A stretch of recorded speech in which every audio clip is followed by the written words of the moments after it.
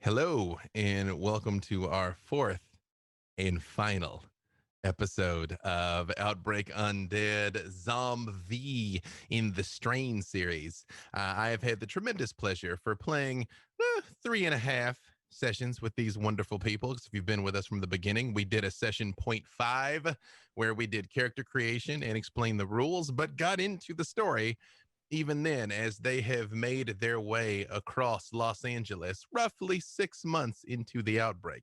A couple of things, especially if you're joining us new, we are playing Outbreak Undead. Hopefully, my background will be kind and show this to you here. It's like, yo, dog, yo, I heard you like camouflage. Outbreak Undead, which is a zombie horror survival game. But as a game, it is fairly setting agnostic. It can be set anywhere. So they're publishing, Hunters Entertainment is publishing the Strain series of different settings of where you can play these games. And this is the ZOMBV setting, where technically these creatures are not zombies. They are still alive, but they are infected with a disease that turns them into monsters, colloquially known amongst our group at least as Ragers. The game itself is complex in a good way, but there are three different ways to play it. There is an arcade mode that is ultra simplified, sometimes down just to a single roll of the dice. There is weekend warrior mode, where you bring in some more of the rules, which honestly is kind of where we've hung for most of this. And then there is survivalist mode, where you have the most skills and intricacies you can add in dice rolls to simulate almost anything. I would remind you of two important things about this game and the way it is played. One, it is meant to simulate actual reality. What can a person really do? Where so many other games are fantastical, where it's like I'll run and I'll jump in the tree and swing off the tree and land on the roof of the car and shoot through the window. And it's like, are you though? Are you? IDK. Second of all, the goal in this game is low dice rolls. When they roll, they want their numbers to be small. 0, 1 is a crit in this game, and 100 is a critical fail. We operate on a system of degrees of success and degrees of failure, where you can have up to 5 of either, up to 5 degrees of failure, up to 5 degrees of success, and they are communal. So there may be times where if they're getting shot at and they're running, they have a pool of success and failure that they can draw on to help each other, help themselves, hopefully save each other's lives, as we saw very much in action during last session. And who would like to at least start as our recaptain for what happened last week? I can begin. D- So hopefully, I'll pass the baton to somebody else. So last time, the last time it began with us showing up to um, a group of people. There was I guess like a territory, uh, and we made it through. We're looking for the president, or the self-proclaimed president of this band of survivors. Not know Logville was the name of the town. Logville. Ogville. Thank you, sir.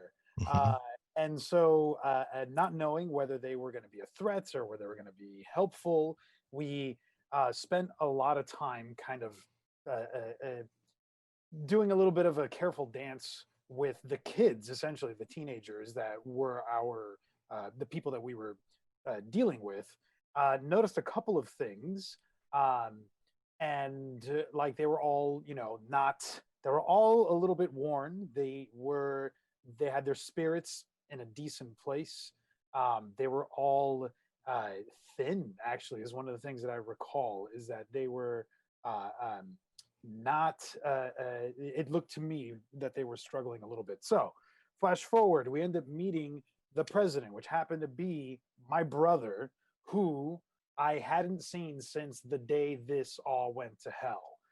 Quick altercation between the two of us, not enough time to make amends and get clarity because shit hit the fan right away.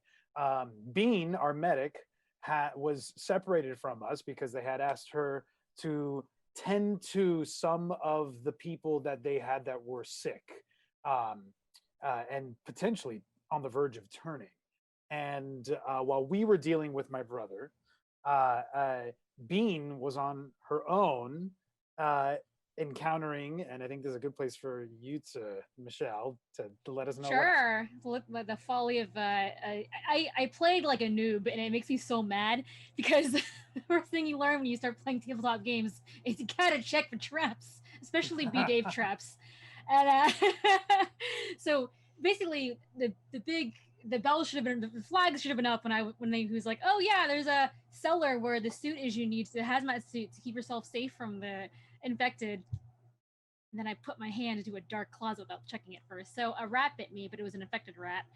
And I got super sick and I kind of passed out immediately. I rolled very badly for a while. And then all hell started breaking loose. The rats that are the size of, like, I guess, medium to big dogs started attacking everybody. And in the chaos, everyone kind of teamed together to, try to save me because the rats are going to eat the rest of me. And yeah, some of the stuff happened too. I feel like Nathan really reconnected with his brother. There was some nice moments, and eventually, long story short, we are kind of let go. We're allowed to leave. Everyone who's at that camp said they'll be fine. Let us fend for ourselves. We can do this. And I have one arm now. They cut it off. yes, to save Bean, we had to cut off her arm. My left arm. And I think that we left it in the midst of them fighting off this horde of infected rats. Like, Yeah, it was just up to the elbow, though. yes. I think we established it was above the elbow. It was above the elbow. It was above the elbow. Yeah. I have this much arm. Anyone else to add to that? I think you pretty much you hit all the high points. I'm going to add a couple of details, unless anybody Logville was built around Los Angeles Valley College. The sign had been repurposed to say Logville there. You did meet a number of fresh-faced kids, including Vine, who was a young girl who took what happened to Bean very, very hard. Hetrick was one of the leader boys there, the dean that was helping run things with their Nathan's brother Jake, who was the president of the United States. And yes, they were spider-like creatures. You did see carcasses of infected rats. You did see that. But what came pouring out of the library were infected spider-like creatures about the size of a man's hand. You all did end up setting the library on fire, especially through some clutch crossbow work of Madison there. Who got the only way to deal with spiders.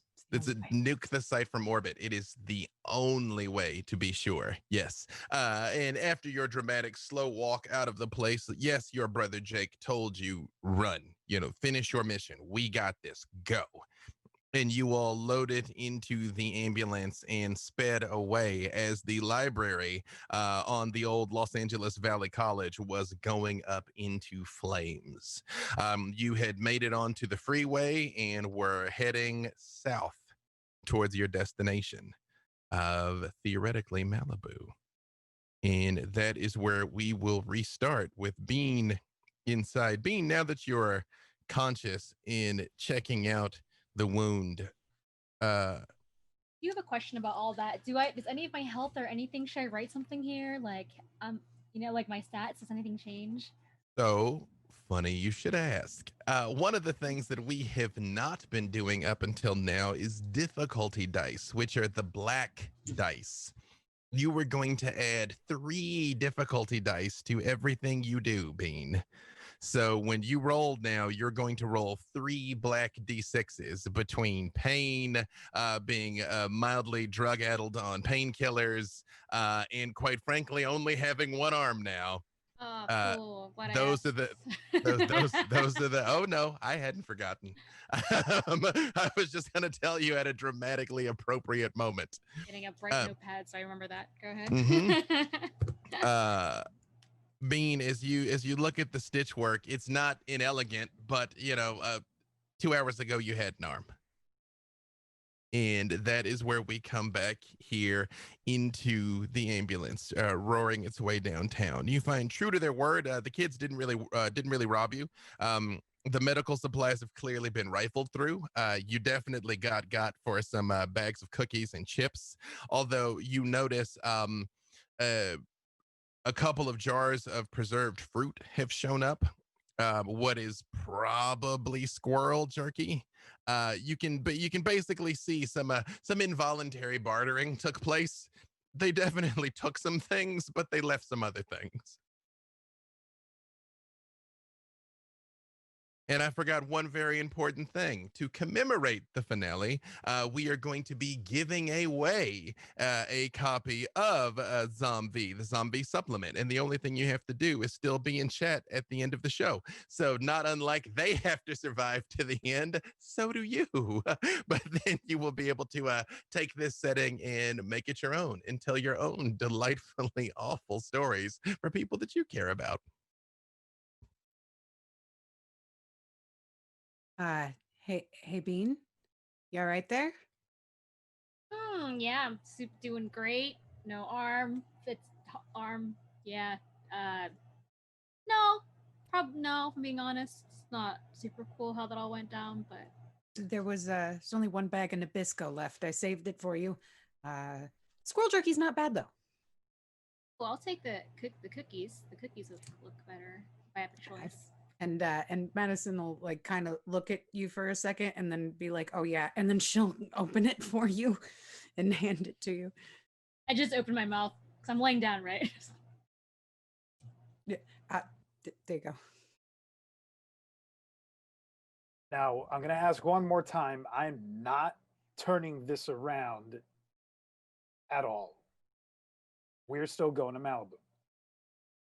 I mean, the plan hasn't changed. I mean, we still have to get the boat for everybody else, especially now. We can't expect to be able to fight off a bunch of ragers on the regular. There's got to be better than this. Yeah. I mean, we haven't seen anything like that before. The spiders, the rats, the flying things. We need to get out of here because this is those groups of people that are left surviving are holding on by a thread, and I hope my brother is going to be okay, but I don't know. And it's just a matter of time before it gets to us. Hang in there, Bean. Cookies.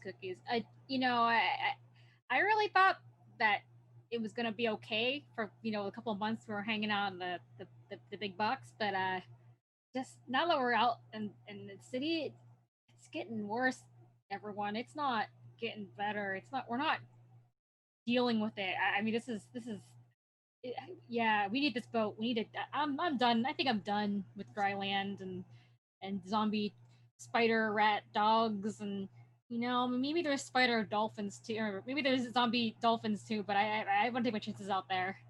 Yeah, come to think about it, I know that the plan was eventually Hawaii, but especially now knowing that these things can fly and that animals can like get infected and that's a thing, it's probably bad there too. I think if we look for a boat when we get there, like, yes, a yacht, but let's try and find the biggest one we can find because I think maybe just staying in the middle of the ocean might actually be probably not a bad idea. Well, we'll see how well we can stock it, and then, I mean, once we get the boat, and we will get this boat. Um, then whatever we can get on it, and I mean, eventually we'll have to go into port, but that's a future problem kind of a thing, and we just have to do this now Let's so look for that we one can with have a future to look forward to. let's look for one with like lifeboats or something when we get there, something that we can take smaller boats back to shore with, or maybe we can rig something up in the back where we tie a couple of like smaller boats to it to drag it out with us. That way we never really have to take the big one back to land ever. We can just do running missions on the smaller ones. That's a great plan. Nathan, give me a spot listen. Because to remind you all, though, you all are in an armored ambulance, and over the driver's side is armored with steel. It's got a sliding door where the passenger, the person in the shotgun position, literally in the shotgun position, can see out to the front. And there's also a slide on the armored window to the side, just big enough to kind of get the barrel of a gun through. The driver's side window is, of course, completely open, and there is some armor on the driver's side, but of course, the driver has to be able to see. So there's a bit of a wider slit. There are some like iron panels on the side that, again, have just been repurposed, and the same on the back. It's metal with eye slits. Out of the top, there is a place that you can flip it open as almost kind of like a crow's nest shooter position to come up, which Madison has rigged that you can kind of hook it to your back to give you kind of an impromptu bit of protection behind you while you're out in shooting. There's also sort of like a small cattle prod grill on the front where, you know, you can kind of bust through some things, but I mean, it's by no means an armored car. But yes, Nathan, spot listen. 19 out of 39, so that's 2 degrees of success, correct? 2 degrees of success. Up ahead, you see a helicopter flying over the freeway, definitely coming your direction. You're heading straight south, it's heading straight north. What the fuck? Someone still has those running? Shit. I pointed out to the group so they know what I'm cursing. Once he points it out to you, you all can sort of, because I mean, presumably, you know, you're sliding open, poking your head out. Madison, do you poke your head out the top, or do you just kind of like try and squint through the front windshield? I wait to take my turn. And I say, if he's coming this way, maybe don't move. Just look like an abandoned car. No reason to give him alarm to hassle us. No chance that these are good guys that are going to help us? Not sure. Not willing to take the chance. It's up to you, though. It's your call. Would we be able to stop? Would they already know that we were moving? I'm going to stop anyway to see. You don't know. Yeah, you're gonna pull to a stop. Mm-hmm. Right, you stop. The rest of you do give me your well, if you're going to stop here and wait in time, you will see it. As it gets closer and closer and closer, it is very much a military helicopter. It is like a sleek black Apache, which Apaches have clusters of rockets under the wings on the helicopter. You realize most of the missile canisters are empty, but you see it's still got 2. And it is just flying right over the middle of the freeway. And as you guys stop, it just flies right over you. I mean, but it is super low. It's maybe 40 feet off the ground. Like it barely clears like the bridges and things when it goes over. Madison tries to tune the radio to see if she can pick anything up coming from them. As you sort of turn through your CB, that again, the radio setup is right in front of the passenger side. That's part of the reason why the window is armored and blacked out, is they could fit more things in there. And you, all civilians report to the U.S. military. Command Base Freedom at the intersection of the 101 and the 405.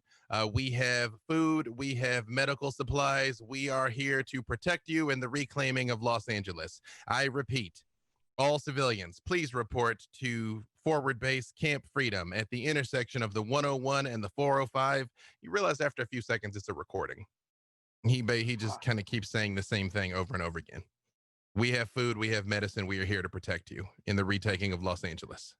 Still say it's a 50-50 shot, guys. There's a I agree. good chance it is what it is, and a good chance it's somebody else trying to lure us in. The helicopter was heading where we were coming from, or yeah, no, knowing what you know, you guys are kind of headed on the 405 south to the intersection of the 405 and the 101. This is coming north from there. Like, if there is a military base there, it very much makes sense why you saw a military helicopter come from there. And as you look, it sort of just, you know, flies off into the distance. It so happens the pilot rolled awfully on his spot lesson, so really didn't see a thing. Just. I'm going to wait until... I know this is a weird thing to say, but can we trust them? I mean, this whole experience has taught me anything is you can't trust anybody or anything or any animal or... I mean, nothing's safe except for the people you already know at this point. And even then, they have resources, obviously. If they can get one of those things to work like that still, then they have They have a lot more than we do. That's true.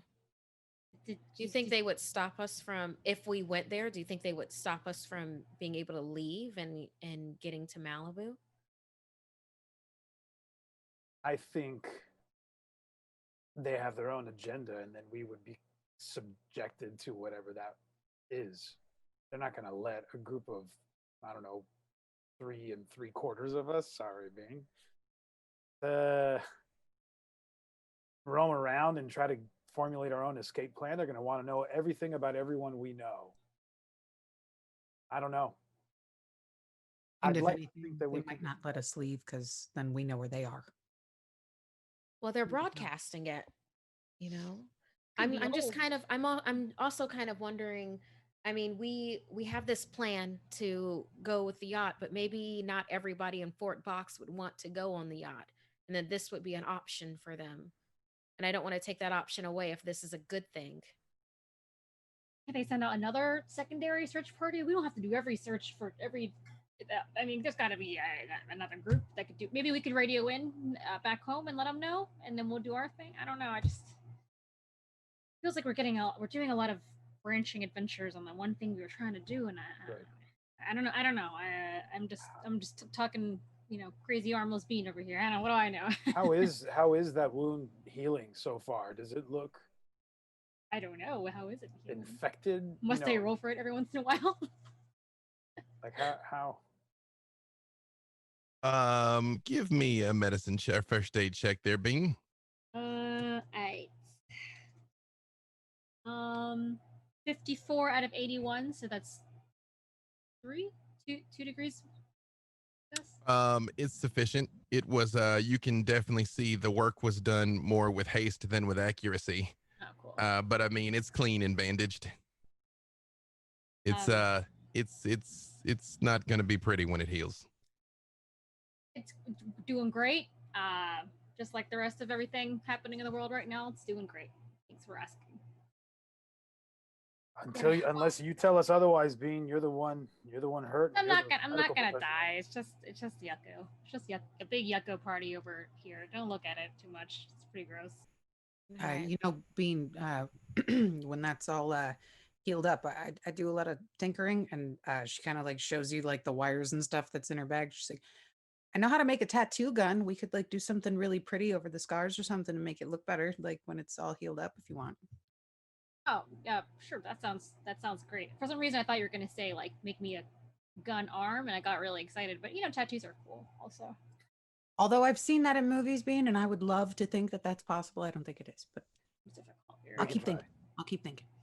Okay. Well, I would think like I guess the main reason right now that we would go is to get Bean a medic. But if you're okay, Yeah, I mean, then I could touch it up a little probably on the way over. We got some supplies in here, and I'm a medic, as much as anyone else probably is around here. I'll help any way I can. I took CPR a number of times, so there's that. Did summer camp.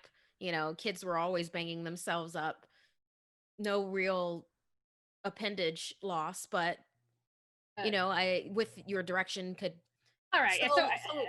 Yeah. I'm fine. I think I'm fine. That's Okay. It's gonna take some time. I'm not gonna be as agile as I once was, and but I think we can just make our decisions. I'm not missing an arm. Okay. Who's in the passenger seat? Is it Madison? My understanding is it was Pharaoh was in the passenger Sarah, seat. passenger K- seat. Yeah. Oh, I'm she's gonna start navigating. driving. Okay. Well, then how about we radio back to Fort Box so that they know that this is here, but we keep on going for the boat.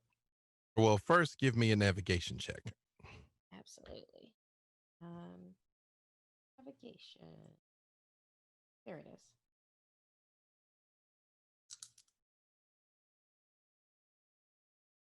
I got a 35 out of 52 for navigation. So 1 degree of success. You think you can see a way that you could go around the intersection of the 101 and the 405. It'll like add some time and distance to the trip, but it's doable. I mean, if we want to avoid it completely, then I think I see a way. You know, who knows if this map is, might be outdated a little bit, but Let's do that. all right, let's do it. And I turn to Pharaoh while I'm driving away, and I say, in a hushed voice, keep a lookout. If Bean starts to look like she's not doing okay, starts passing out, starts doing weird shit, we need to get her to that base and get her in the hands of someone that can save her life. But I'll for keep an now, eye. let's do this. I'll keep an eye on her. Start driving. All right. As you are driving, you can see off in the distance the Apache starts like banking. Not like it's pursuing you, but it's probably at the end of its patrol. So like you didn't have like much longer to wait there.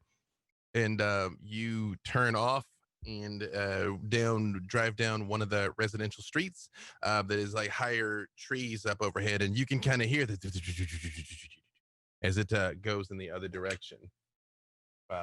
Its pilot rolling awfully on their spot listen check again. When you radio back to Coopco, you hear that over Coopco.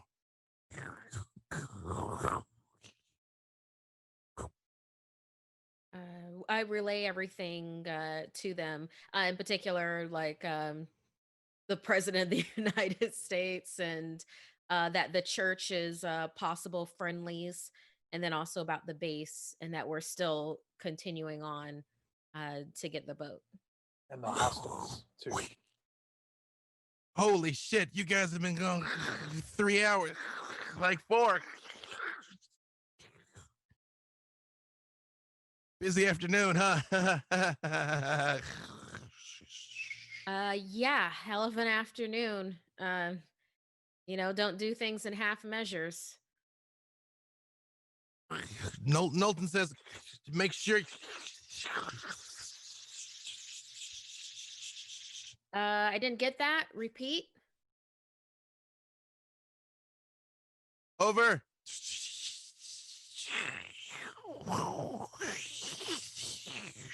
All right.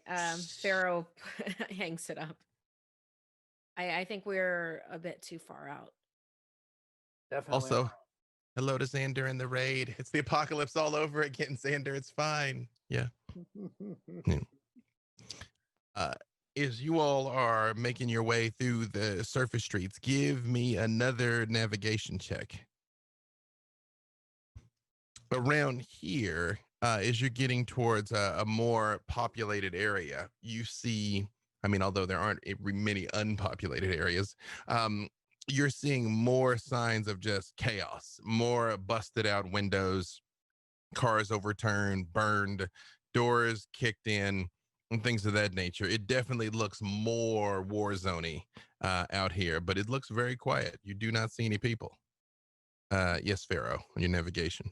18 out of 52. Oh, so 28, 38, 43 degrees of success. You realize you were super going the wrong way before, and you're like, oh, no, actually here, like here, like hook this. Crap. Yeah, no, I did a bunch of auditions near here, and this is completely the wrong way to okay, it's this way. Sorry. I was thrown off. Yeah. You get down to Victory, which goes parallel to the 101 and doesn't have a freeway on ramp, so there's no traffic, or less traffic, although I guess there's a lot less traffic these days. And as you all are riding along, give me a spot listen from all of you.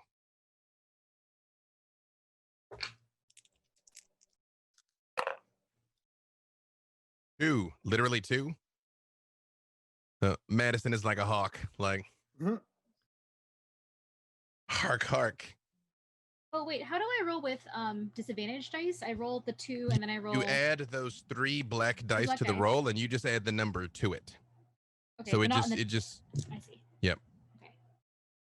So it might only be a 3% difference, or it might be an 18% difference. Also, this is an exploding dice system. So if you roll a 6, you roll it again. You add 5 and roll it again. So difficulties can compound also.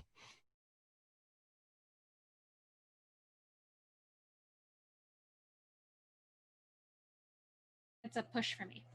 All right.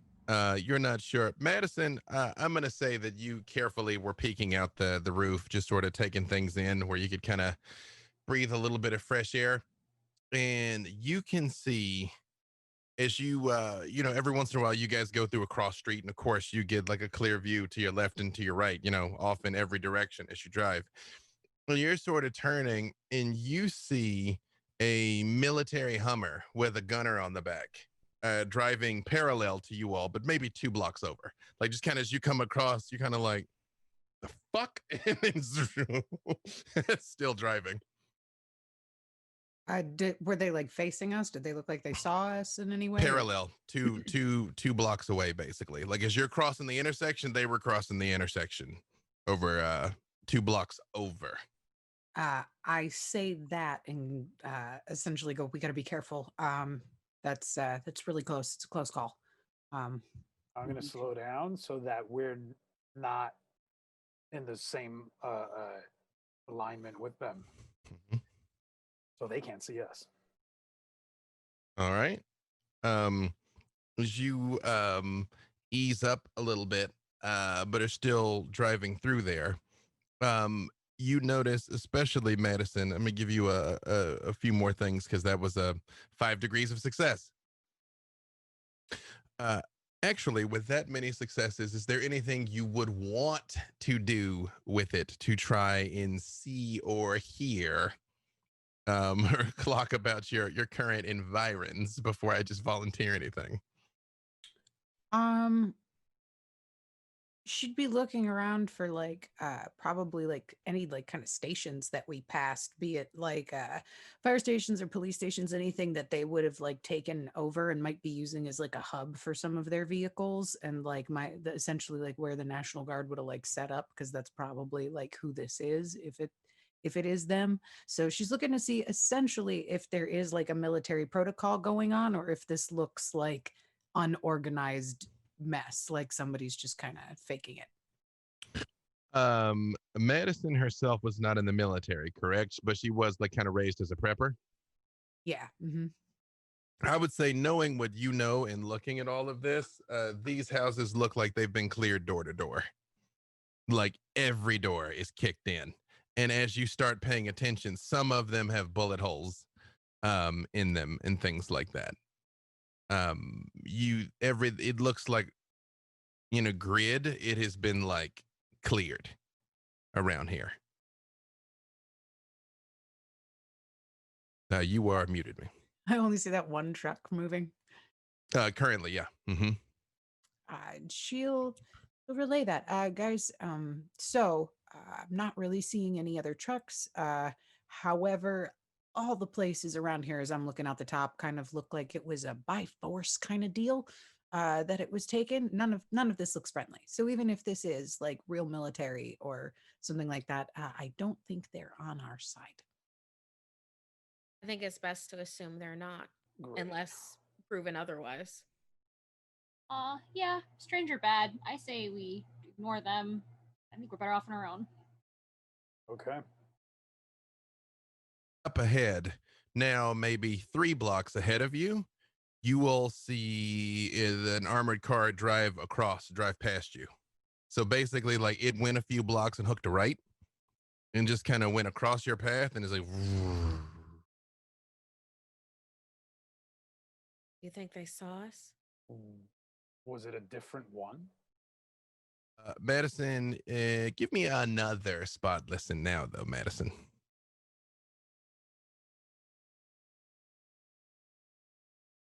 $27 out of, what is my spot listen? 59. So was it 3 degrees? 33, 4, 3, 5, yeah, 3 degrees of success. Pretty sure it's the same. I mean, military Humvees all kind of look alike, but you guys know better than most how rare and precious fuel is. So chances are there's only a very small handful of vehicles ranging. You think it's probably the same one. Yeah. I don't know if he saw us or if that's just like a route that he's supposed to take, but yeah, that's the same guy. I'm gonna slow down and let him get some distance before I cross that intersection, hoping that they didn't spot us. Okay. Yeah, it seems Uh, like he's doing like a grid-like pattern, right? Routine search. feels kind of like a grid. I mean, like they didn't point the big gun at you or anything. You know, they were just driving that away, and now they're driving that away. You know. Yeah. Right? And when you get there to that intersection, um, as soon as you go across, you give me one more spot listen. Everyone? Yes, you all can, because presumably now everybody's kind of like looking out the windows, at least trying to pay attention. Yeah, 36 out of 59. All right, 2 degrees. I pushed 49 out of 39. All right, I pushed 60 out of 59. all right. I 2 degrees of failure. Yeah, Bean, it's rough. Like, you know, you're like, no, I'm useful, but the pain and painkillers are both swimming through your I'm brain just right rolling now. around in the back of that truck, like whatever. Yeah, like you're like, no, I'm helpful. Wait, like very much looking out the back window when everybody's like, no, it's over there, Bean. It's you know what? No, it's you're helping. You're helping. You're doing important work, Bean.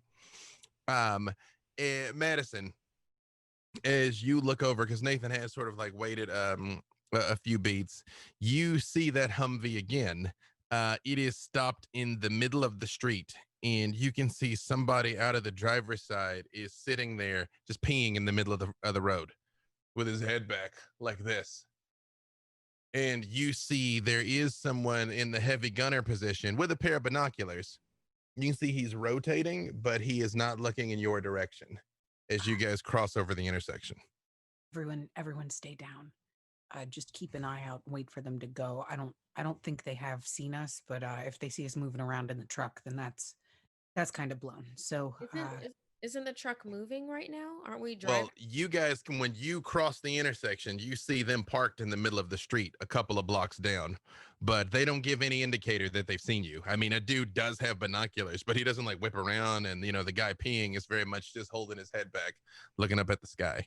Yeah, we should get some We're already distance going through. then. Yeah. Yeah, I Mhm. mean, if we park and wait, I mean, they're not going to not notice an armored ambulance that wasn't there before. I'm gonna, since we noticed that while we were crossing the intersection, Mm-hmm. I'm gonna make sure to creep through. Just keep your eyes on them and let me know immediately if you see them notice us. Right. But you don't like floor it. You just kind of like No. ease on through, right? Okay. Yeah, no, not Uh, calling attention to us.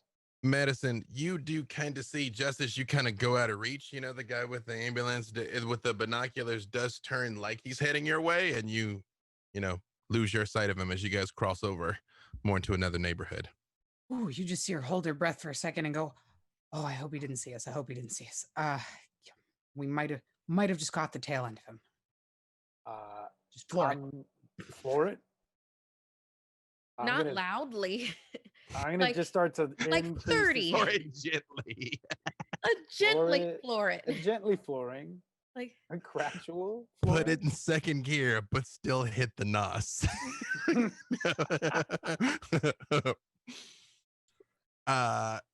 You ease on through, and you know, a couple minutes of that feel like an eternity pass, and you don't see them behind you again, or you don't see them again. Every so often you do hear the echo of a helicopter, but you don't see another one. And after some time, you all drive probably another 10 minutes, and the precision of the door-to-door searches kind of fades away, and you go back to the check marked like thing that you've kind of become accustomed to. Of some people have you know, some houses are completely burned to the ground. You know, most of the gas stations are just like burned out and looted, which again, something you kind of come to recognize.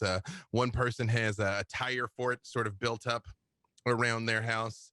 And it's the more check marked, just trying to survive that the best that you can, that you are somewhat used to.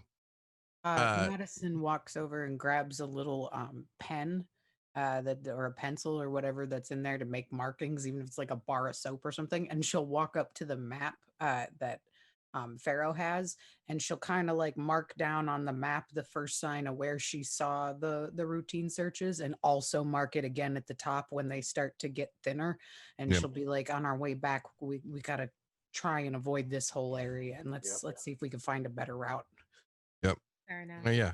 Yeah, you think you sort of marked out their parameters there.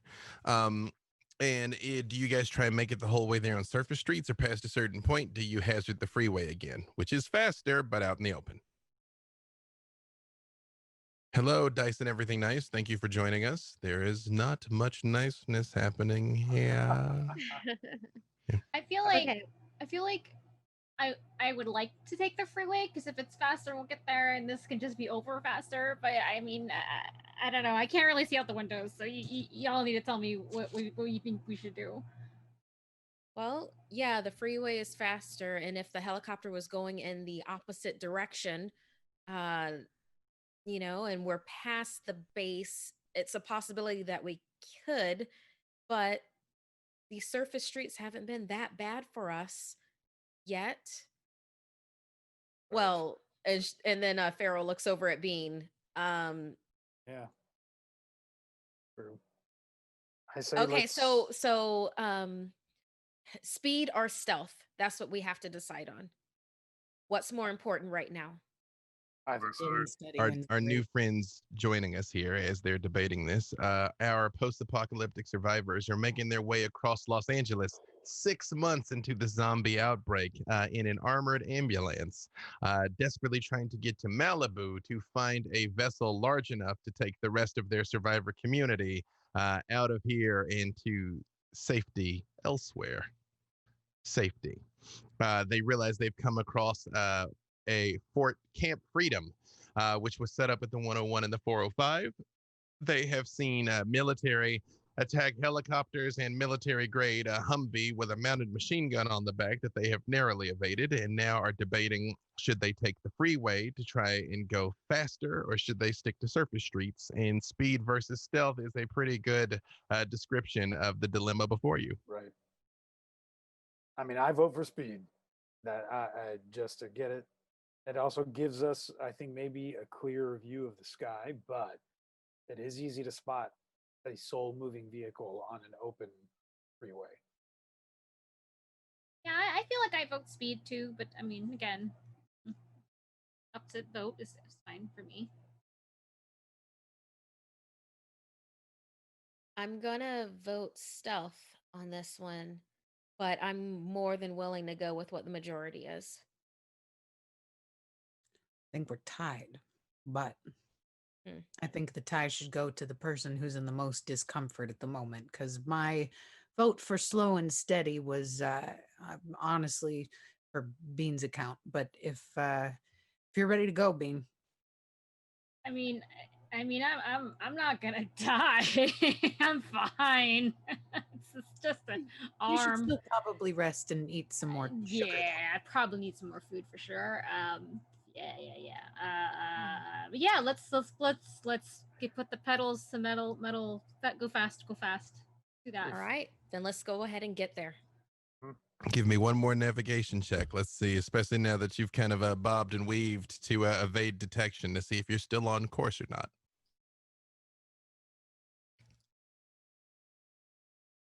17. Mhm. Nice. That's 17 out of 52.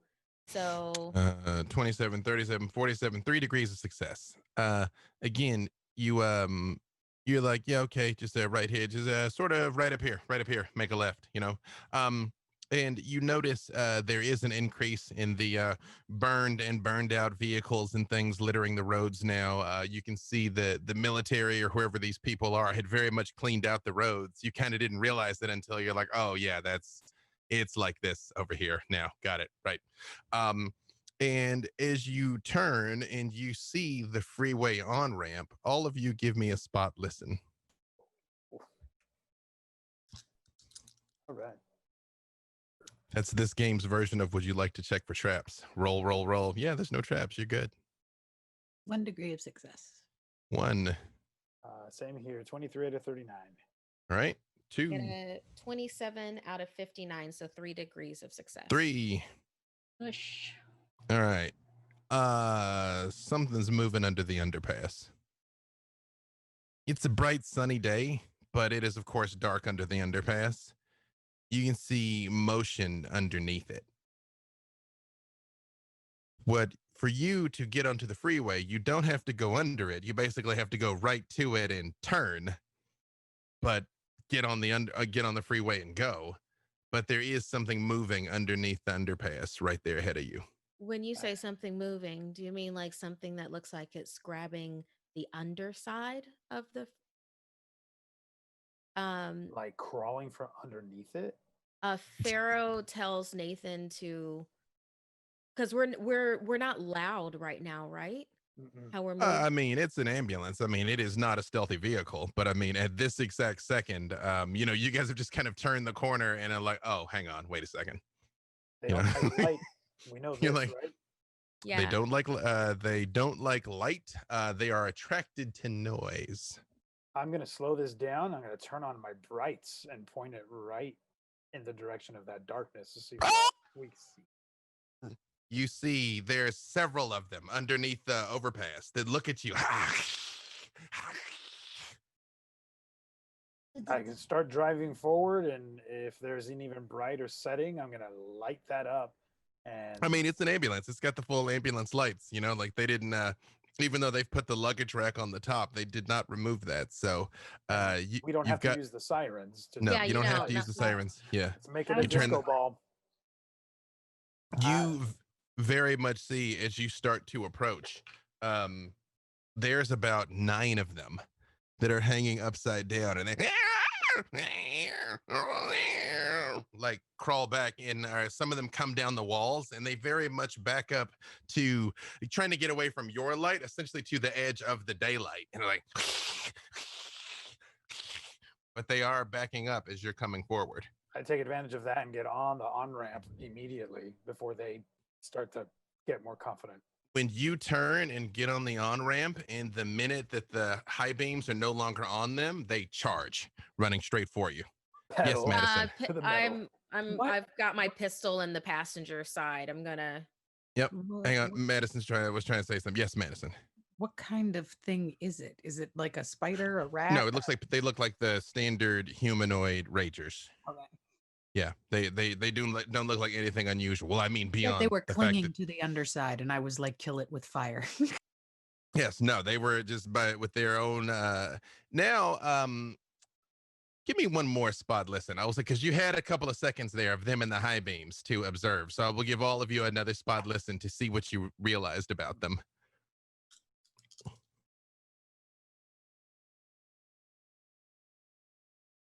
Bad. 3 fails. Mm. 3 degrees. No, of you're like, I don't I care. gotta Yep. push. Yep. You're like, Or also fails. don't care. Yep. Also don't care. Did Madison notice? Come on, anything? Madison. Yeah. You were just more paying attention to the fact that Yeah. they were moving away from you. 26 out of 59. What is that? That's 36, 46, 3 degrees of success. You notice they're still wearing the tatters of clothing.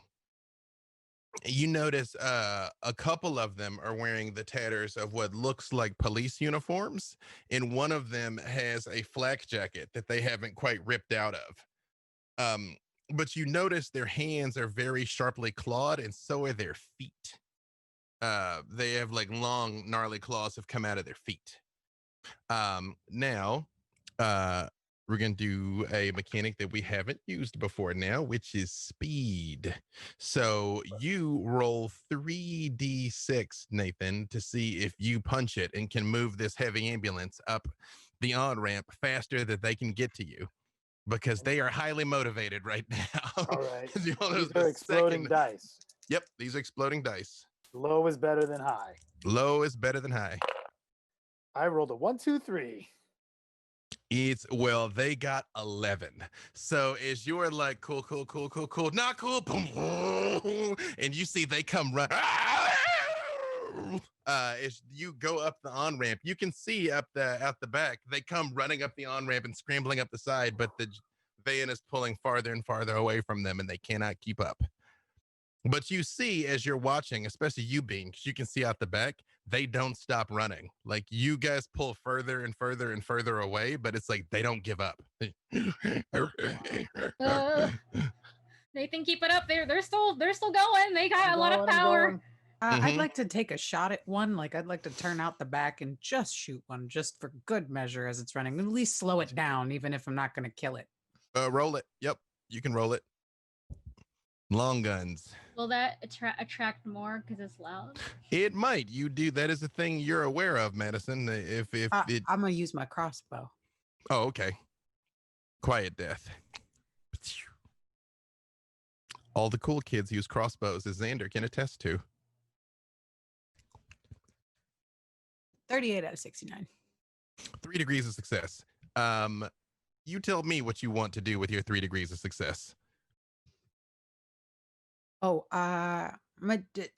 hopefully, like I can wait until there's like something behind him and just kind of like shoot him, maybe pin him to a tire or like a truck or something. If that's a thing I can do. 3 wouldn't quite get that done, but you can like aim for its leg expressly to slow down rather than kill. Yeah, especially if you can get one to fall and maybe slow down the others. Yeah, do that. Hey, you see, she comes out, bolt right in the leg, and it kind of like trips and stumbles, and another one like knocks it down and looks back at it and keeps running after you, as you see by now, pulled away into the distance. It's good that you guys got that spot listening when you did. Wow. Damn. You It's are like we were waiting. Like they were setting up like some kind of a trap or something, or were they just hiding in the darkest place they could find? Well, no, think about it. They were in that dark space near the on-ramp of a freeway. I mean, there are a lot of other places that they could be hiding. It's actually better suited for them.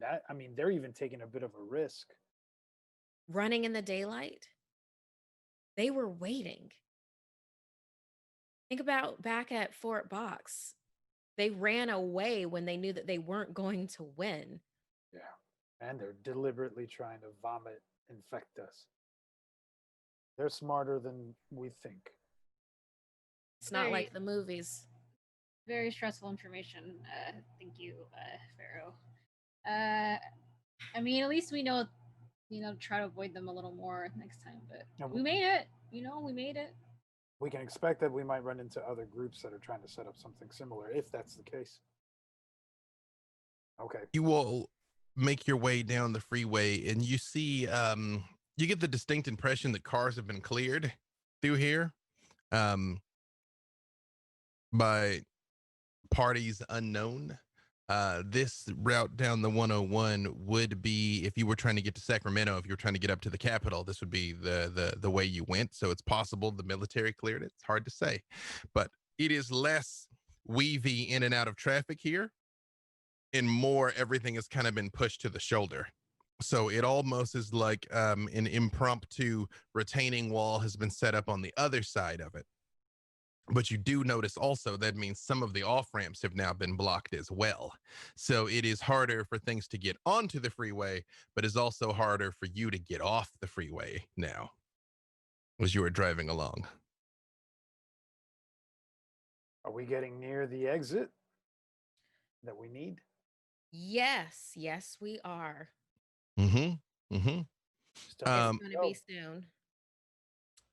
As you all are driving, you start to smell smoke.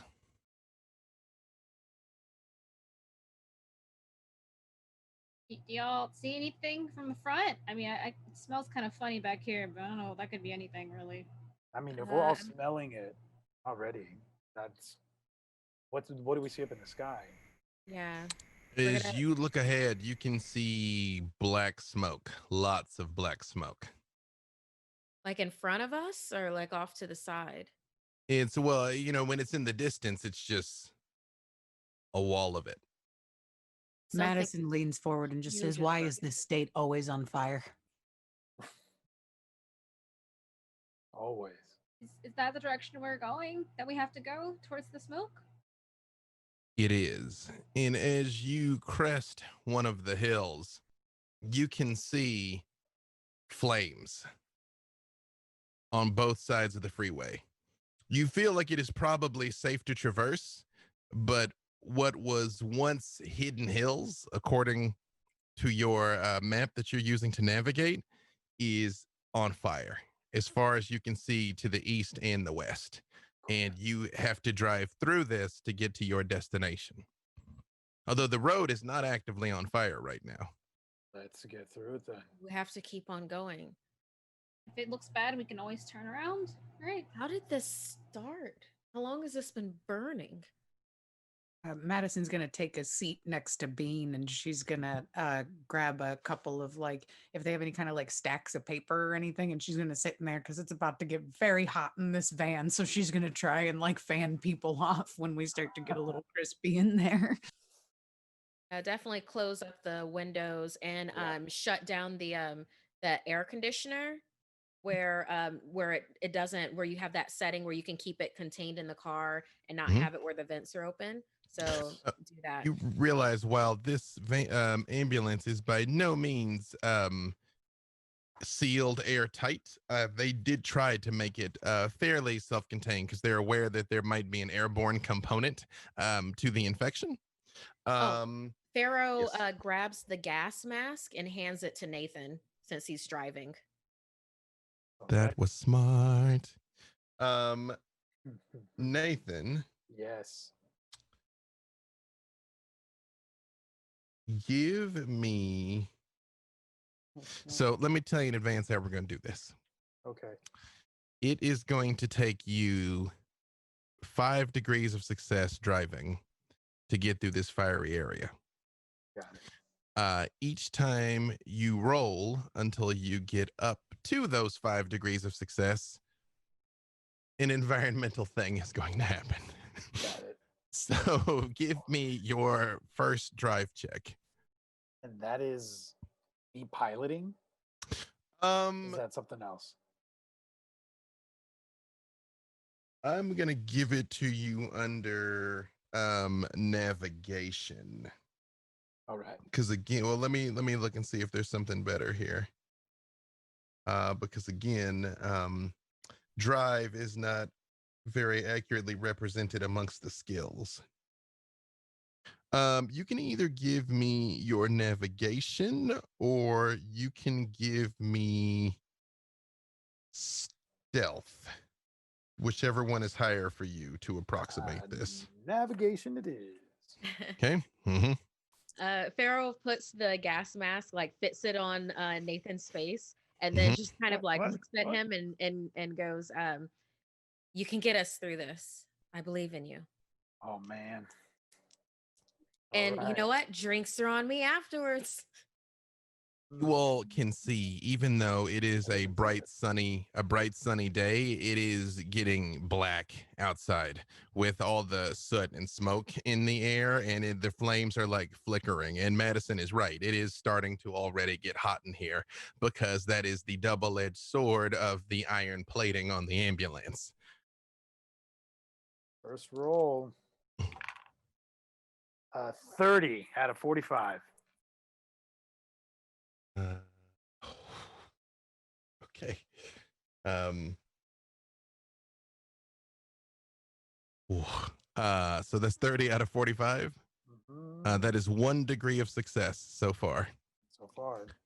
Remember also not to say that you have to use them now, but you do have your 2 competency points that will give you 2 successes at some point in the adventure.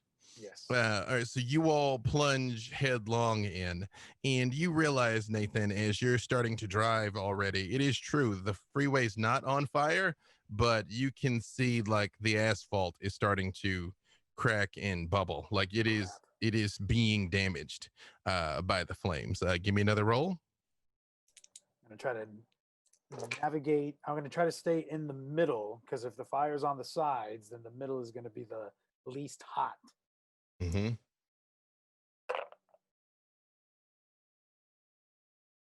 I rolled a 72 out of 45.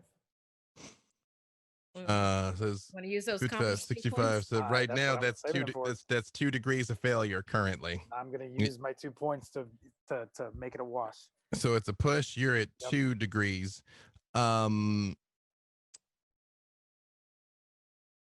definitely feel like the ambulance is being affected. Like you feel the way it's like reacting to you is Ooh. it's starting to catch up to the car. All right. So All you're right, at 2 degrees. All right, give me another one. here we go. Come on, baby. It is a 25 out of 45. It has 2 degrees of success. Yes, it is. All right, you're up to 4 degrees of success.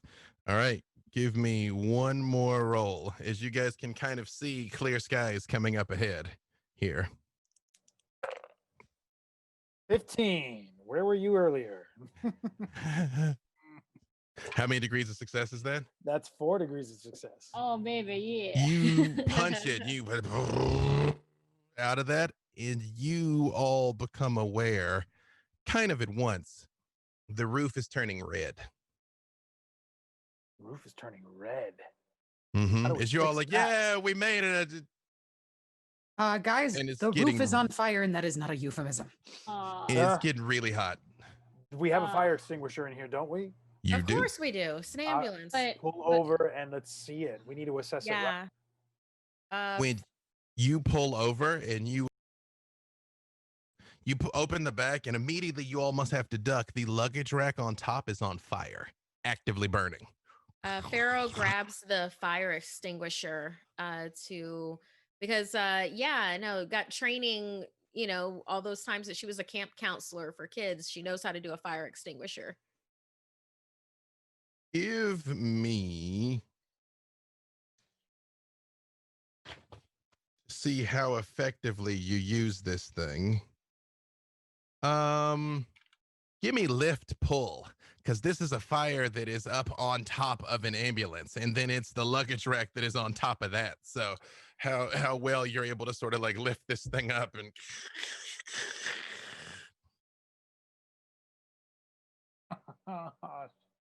I got a 48 out of 35. I'm going to use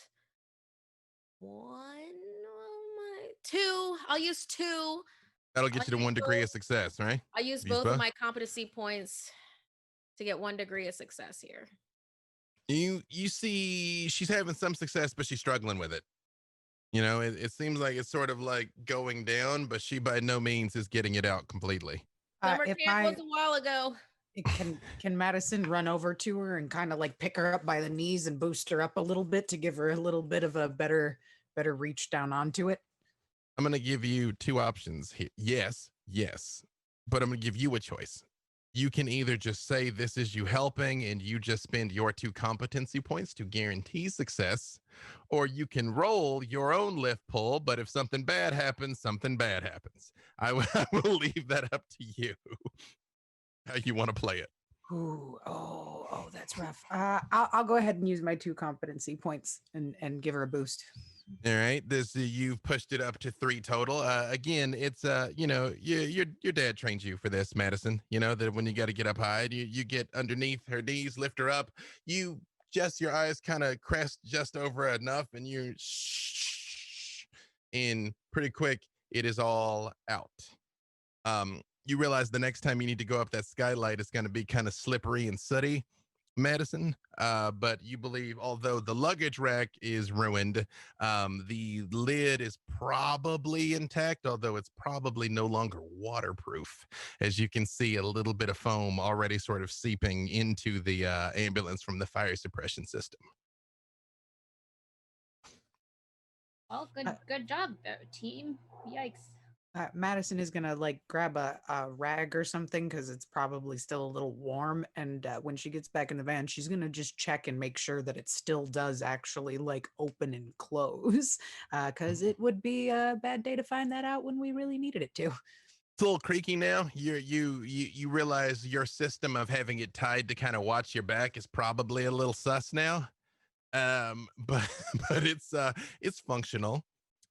Bean, give me your spot listen, and you too, Nathan. While the two of them were working to do that, both of you give me spot listen. That's with my 3 extra difficulty dice, right? That is everything is with your 3 difficulty dice. Fine. Just checking because it's just in my ears. Mhm. That's 4 degrees of failure. Yeah, no, this is stupid, Bean. Like, why are you even here? Like, you're Bean, you're running through your mind. Like, I don't even. Why am I here? I Like, mentally just left. yeah. I No. have no excuse. I have 3 degrees of failure, and I still have 2 arms. No, you guys are just very fixated on the Yep. the firefight here. Yeah. Nope.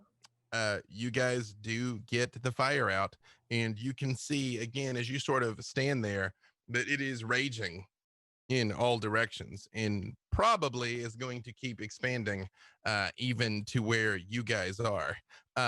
Pharaoh and Madison, give me your spot listen.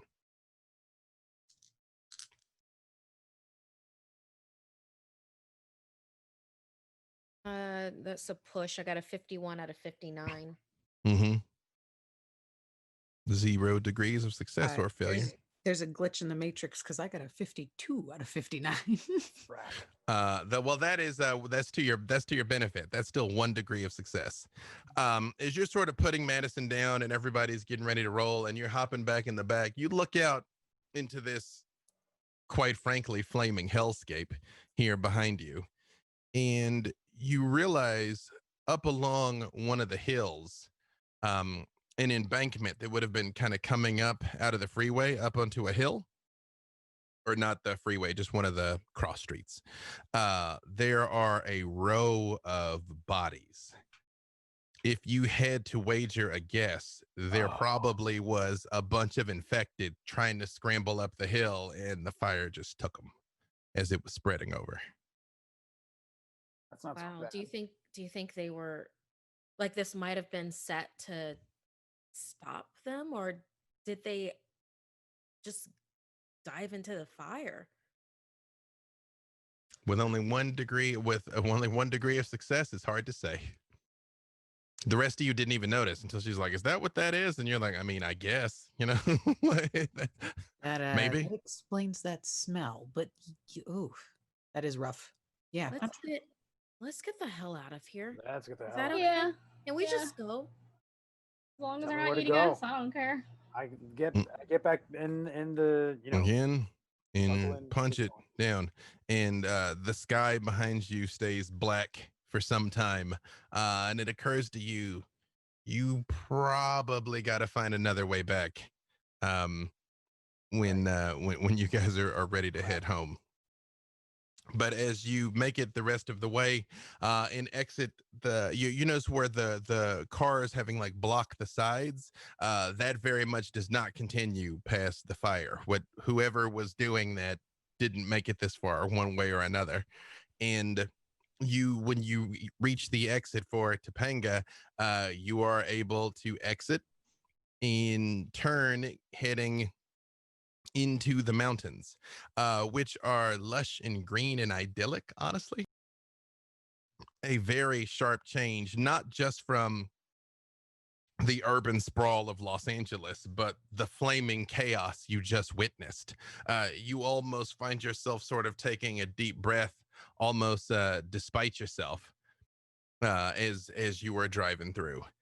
And you do, as you go up the hill, there is an outlook point where you can kind of look back into the valley as you depart, and you can see just how far the swath of fire goes, well into the heart of it, very much just burning out of control.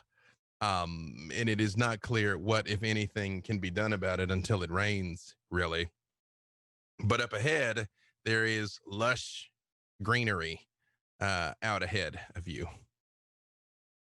Greener than honestly you would have thought it should be. Like, you would have thought it still would have had that kind of droughty gold, but it's pretty green. Must have good fertilizer or something out here. It's amazing when humans aren't around trampling grass and polluting the air that nature just seems to take back over. Are you saying we're the disease, Madison? Oh, yeah, 100%. Yeah. We're Mhm. one of them. We are the virus. We are the virus. This is the Nature's Earth recurring. protecting itself from us, trying to wipe us out. As you are driving down, you can see where a sandwich board has been set up in the middle of the road. The kind that you would find like outside of like an old timey gas station or something, you know, with the slidable letters on it. And it has written on it, Topanga Coalition, be cool or leave. Oh, that's a. I mean, we're cool, right? I feel like we're pretty cool. What does that mean? I don't understand. Those We'll be teens cool. thought we were pretty cool when we left. Well, we gotta hope that they think we're cool because we can't go that way. This is the only way to Yeah. go. I wonder what kind of people they are if they use coalition to, talk about their group. True, but they also said "be cool," which has a kind of like Bill and Ted vibe, which seems all right. I don't know. Yeah, I'm getting that mixed gives me signals. comfort. Sure. There's that. Okay. So we continue and be cool while continuing. I think. Yep. As you sort of kick it up and drive on ahead, the road is very twisty and winding, even in the best of times. And you do see odd bits and bobs of like painted hubcaps and things hanging on the walls. You see a large Buddhist statue of an eagle with wings standing by the side of the road. You see broken in signs of shops and things that have been abandoned somewhere along the way, quaint little mom and pops. You see trailer park complexes that have been hastily walled up with 2x4s and have like sharpened spikes and things around them. And as you are driving by one of these places, you see a person standing on the road wearing a brilliantly colored robe with a deer rifle kind of tucked, and they just wave at you. A brilliantly colored robe. They're making sure we see them. Mm-hmm. Yeah. Madison will tip her head and kind of like nod up to him and just kind of like wave. Yeah. Mm-hmm. We'll wave back. Mhm.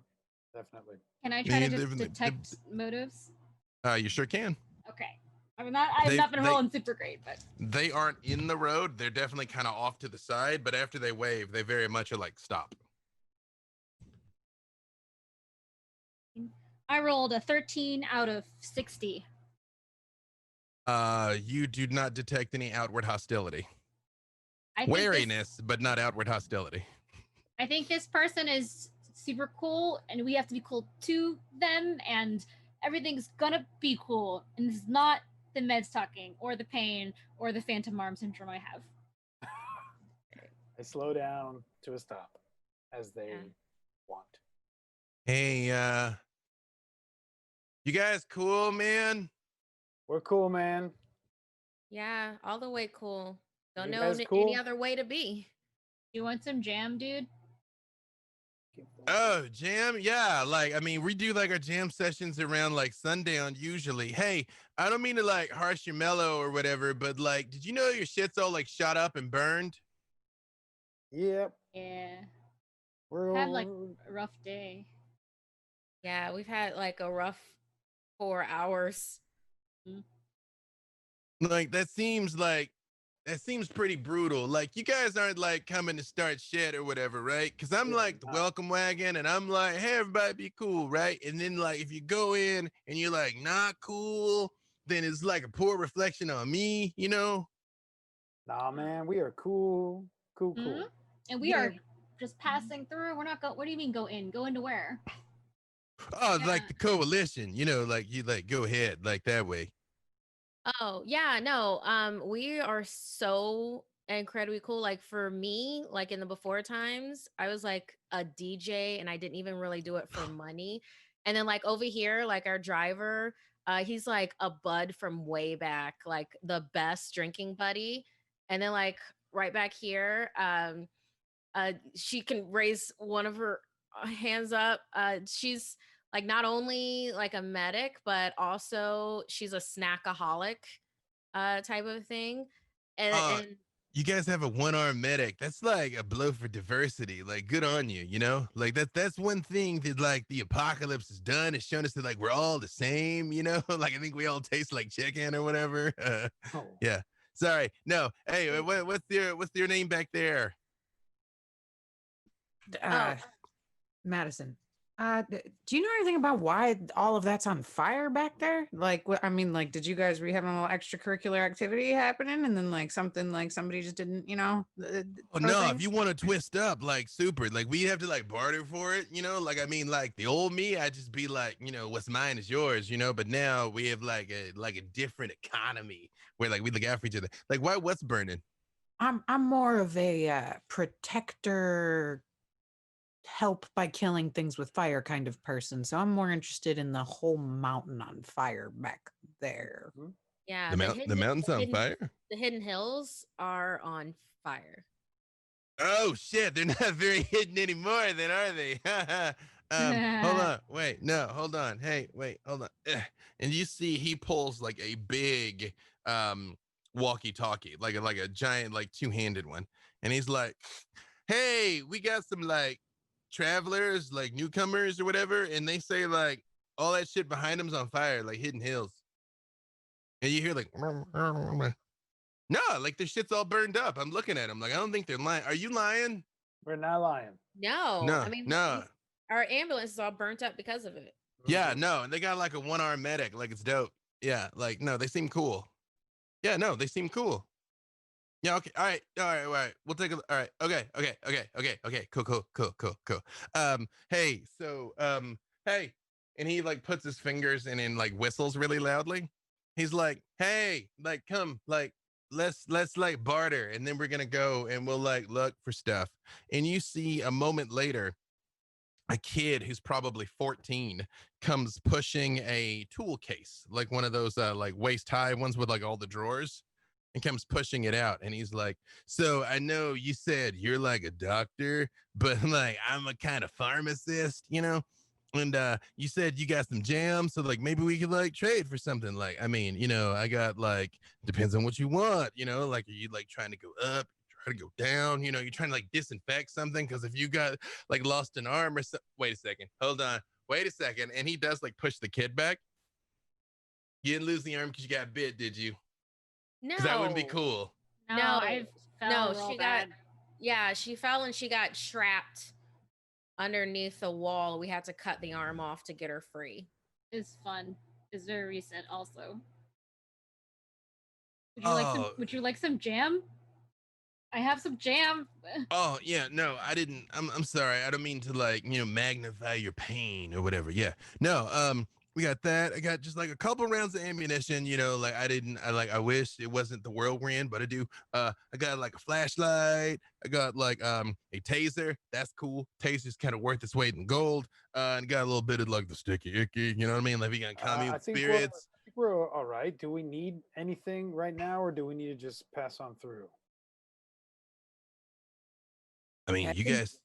I think we should probably just pass on through, friend, and we're happy to like warn you about the fire back there. Maybe you should keep an eye on that since you seem to be pretty close to it. But Yeah, Will hey, do. no, cool. Hey. I'm gonna tell you something very important. Make sure you remember, okay?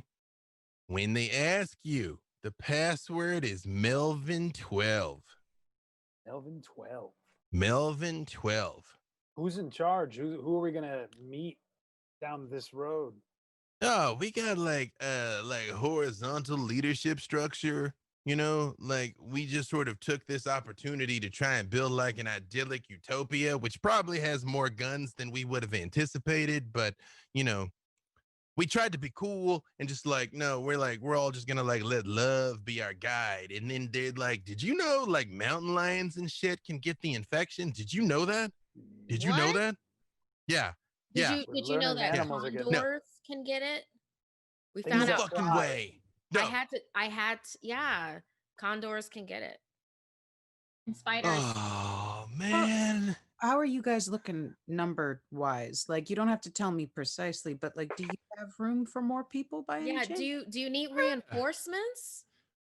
I mean, like, like waste not, want not, we're just kind of lucky that before, like a lot of the people that came here were kind of like self-sufficient people, you know what I mean? Like they grew like crops and like animals and like chickens and all that other bullshit, we're like not doing too bad. We just get this one road in and out, like it's like not a bad setup to like ride out the apocalypse if you're gonna like do that, Madison kind of looks over at Pharaoh with that look of like, oh, maybe this is the place we actually bring some of them to, because they seem pretty chill here, actually.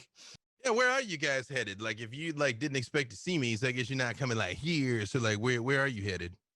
Oh, well, we were just thinking of like places that would be a good place to ride this out. And we Yeah, thought, why not Malibu? Where you have cliffs and the surf and, boats and stuff. And it's like, why not here? Dean, you realize now there's something he's not saying. Why He's like, why do you ask, cool, friend? Is it cool if we just cool. pass through, or do you think it's Yeah, bad to keep yeah, walking? no, yeah, no, yeah. Is Uh, that uh, because I mean we're pretty useful in a pinch? Do you think we should stay here and not go no, through? no. Like, see, I'm not trying to be just like, I'm not trying to like harsh your mellow or whatever, It's just like we like sent people to Malibu when we went like looking, because like sometimes you need like supplies and shit. Like you can't like grow like fucking batteries on trees and things Yeah, like that. And so like we like totes. send people like look for stuff, right? And the people we sent to Malibu tend not to come back. Oh crap! So we sort of stopped trying. How many people did you send to Malibu? Like two people, or like I don't know, majority? because it's like I'm over here. I'm like the gatekeeper, Okay, yeah, right? And like so welcome like wagon. that was like the other side. The side like I don't know, Yeah, I don't know. But I just hear every once in a while on the radio they'd be like, "Hey, like you guys report in. Like why are these guys not reporting in?" And that only had to happen like a couple times, and then like they just fucking quit. cool. So good. Yeah. Um. Okay, cool. Thanks for letting us know. We're just gonna go through Melbourne. Hey, 12. yeah. Are you Melvin Melvin? 12, Are you Melvin? and he's 12. Oh, Yeah, no, you get it. No, I give a different password to assholes. It's cool. Yeah. And he does like bring out like a little baggie that has like masking tape wrapped around it. Um, you guys know weed when you see it. It's not much. But he's like homegrown. yeah. Madison will Right. hand him a wrapped up bag of squirrel jerky. And he goes, "Oh, dope, squirrel jerky. That's cool." Like in like the old world, I was like a vegan, but like circumstances are such that sometimes you need to like adjust your priority and worldview. So thank you. I mean, don't feel bad. I'm probably gonna like trade this to somebody else, but thank you. Yeah. No problem. I understand. And Well, just kind of giggling under her breath because that's exactly what she just did. you notice now out of the building that the kid came out of, 6 more people have emerged, and they're just sort of like looking at you. A couple of them are smiling, feeling like bushy bearded people. They look like hippies. They look like apocalypse hippies. But Nice. you do know most of them are armed, like they have like a big gun on their hip or something, or like are holding like a big wrench.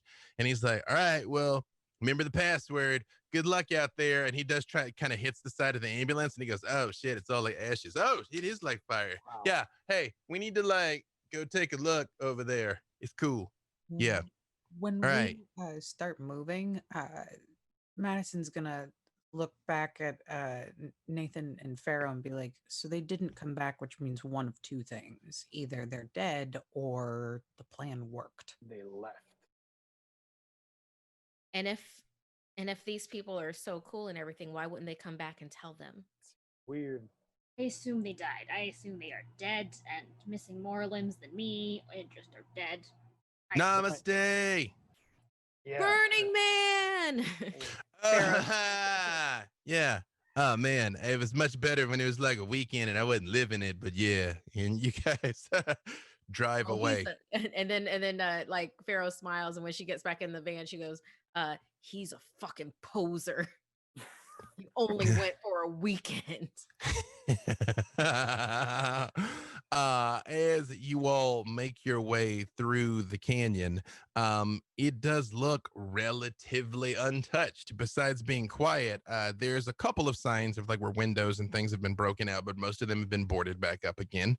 Um, and you get to a what looks like the center of town, and you see people moving around with shops the stores are still standing, but there's also shops and things set up in the parking lot, and there is a school bus pulled out into the middle of the road blocking your way, and you can see inside the school bus in the windows three people with guns are pointing guns out the school bus at you as you pull up, and you hear the school bus door opens up, and you see somebody with a police riot shield goes, "What's the password?" I have my window down, and I just casually just say Melvin 12, Melvin 12. We're cool. They we're turn cool. and they look at each other and they kind of like point the guns down a little bit, and they're like, "You guys need to barter, or are you just passing through?" We I think were, Melvin told us about Malibu, and we were trying to head there. more Uh, info about that would be good if you had it. Not But much to tell. We send people down there and they quit radioing back soon after. People plural? How many times have you sent people down there? Uh, 3 groups of 2, 6 souls total. are you looking for any more people to have here? People that are good with well, surviving all of this, but also good with just skills in general. And cool. And Definitely cool, so cool. And a Like diversity hire? so many diversity people. You see off to the side a woman smoking a pipe in what looks like handmade leather clothing with like long gray braids, and she pulls away from the pipe and like blows a ring out, and she goes, "You find out who you are in times of distress, and normally we would say something like, we got to look out for ours and consume our food and everything. But the truth is, if there's some souls that are willing to peacefully coexist and help us, that'd be mighty fine. There's a real chance that we here are going to have to restart all this human society at some point. So we'd be partial to people that want to come and be cool, of course. Everybody be cool, right?" And everybody literally stops what they're saying and they're like, "Oh, be cool." And she looks back, "Namaste, namaste." And then they go back to what they're doing. She's like, "Oh no, don't let all this hippy dippy bullshit fool you. I mean, we've had to turn away our fair share of brigands, of course, you see, but be happy to have you, should you so choose." I mean, look, Beware of the team. fire moving in on you guys. Yeah, I heard when Melvin radioed about that. I don't mind telling you, a bit at a loss. We did manage to recover the fire engine after the turmoil, but don't know that we have the capacity to fight a raging wildfire or dig a fire line in time. I suppose that'll be tonight's council meeting. We'll have to discuss such a thing. Thank you for the heads up. I see that you all made it through not unscathed. It was a close call. Mhm. Yeah. Don't. My name is Sapphire, by the way, but don't let me hold you up here. If you wish to pass through, you might. If you wish to stay, that'd be mighty fine too. Hmm. I don't know, team. What do you say? There's not. Maybe if we go to Malibu, it's fine. It's totally fine. But I don't know that many groups of people. How about this? How about we let us be your last ranging party to Malibu? And if we make it back, then it's meant to be. Yeah. Do you have walkies? Because that way we can get in touch with you guys here, like a kind of base, and let you guys know what we find. I feel like that's a fair assessment. Harold, fetch me your walkie, boy. Sapphire, I needed to be part of the communications. I bet they're going ranging on our behalf. Come, boy. Don't make me say it twice. And you do see a scrawny. At first, he looks scrawny, but as you get close to him, you realize he's kind of just ripped to the bone. He looks like he's kind of in a similar state as the boys that were there with Jake, and he's very tanned from having gotten a lot of sun. And does clip from his belt another very big walkie-talkie. And when he hands it to you, you realize it is probably one of those fire department walkies, those like big ones, that like go a really long way, and essentially have a near infinite power supply. And she's like, could I ask you just one favor without seeming too terrible or selfish as a human being? Yeah, of course. Should something untoward befall you fine folk over there in Malibu, at least try and get word to us what it is. 100%. Yeah. Um, before we go, I'm not completely familiar with this area of LA. Do you have beachfront and like boats that you use for fishing or bigger boats here at all? He looks down and she just like picks up a stick, and in the gravel, she draws a line and she's like, this here's the road. Goes straight to Malibu. Can't get lost. You drive on it till you see the ocean. And she draws a line kind of midway across. And she's like, most of our land is abound in here, but we're at an elevation. You see, you can see Malibu from nearby property. From my property, in fact, we commandeered one of the mansions up there, turned it into City Hall for the new coalition for the people. You see, you might be able to observe from there, although I don't want to get your hopes up. So far, we haven't been able to see much. Like if I could look out and goddamn Cthulhu was in the ocean, I'd have told you already. Otherwise, we our land kind of ends here, and Malibu is yon. So no, we don't go straight up to the ocean. You say we're next city over, as it were. And we're surrounded on this side by the Angeles National Forest, which has been a mixed blessing. Less likely to come spewing infected monsters at us, but the ones that do come out have been unpleasant. Are you aware of the fact that black bears can get the infection? Okay, What? all right. What? It's unpleasant. I'm just makes me feel happy that the grizzly is extinct in these parts. It used to injure my soul to know that, but now I must admit I do sleep a bit better. What Can was, Pharaoh do a detect motives on Yep. if there's anything that she's not saying? Sure. And you were saying something there, Nathan? No, I'm just waiting to move forward. Mm-hmm. I got a 23 out of 30. I think it's 31. Where is it? That is 1 23 degree. out of 31.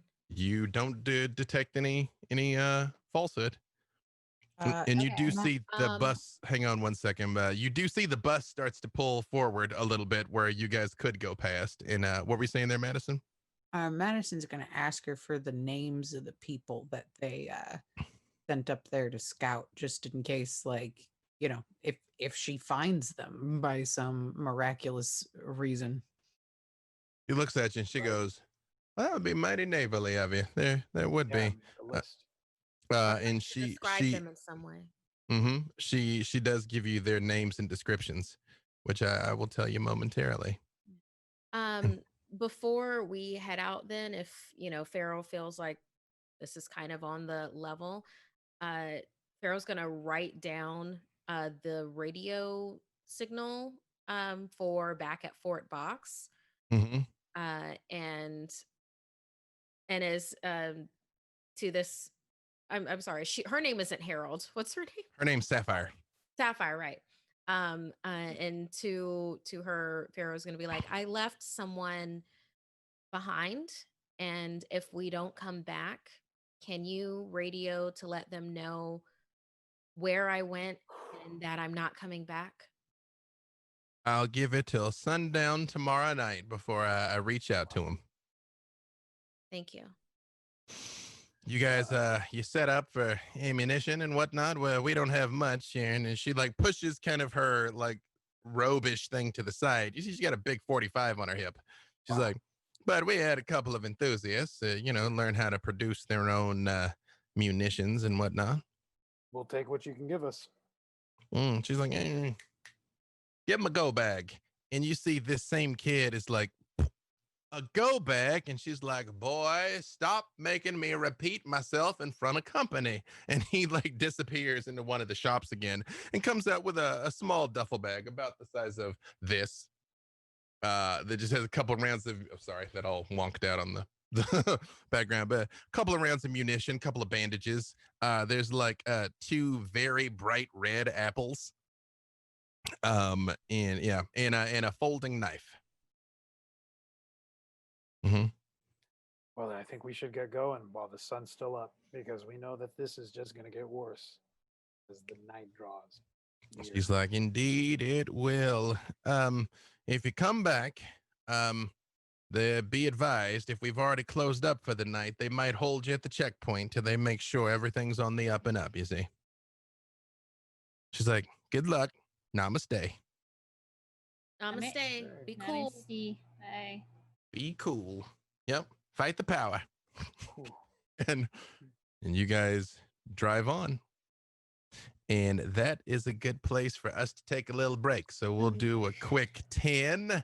And we will come back when you guys find out exactly what is waiting for you in Malibu. And hey, maybe it's something great. Maybe no one comes back because it's so amazing that they just want to stay there. That's what it is. Yep. 100%. All right. We'll be back in 10. See you in a minute.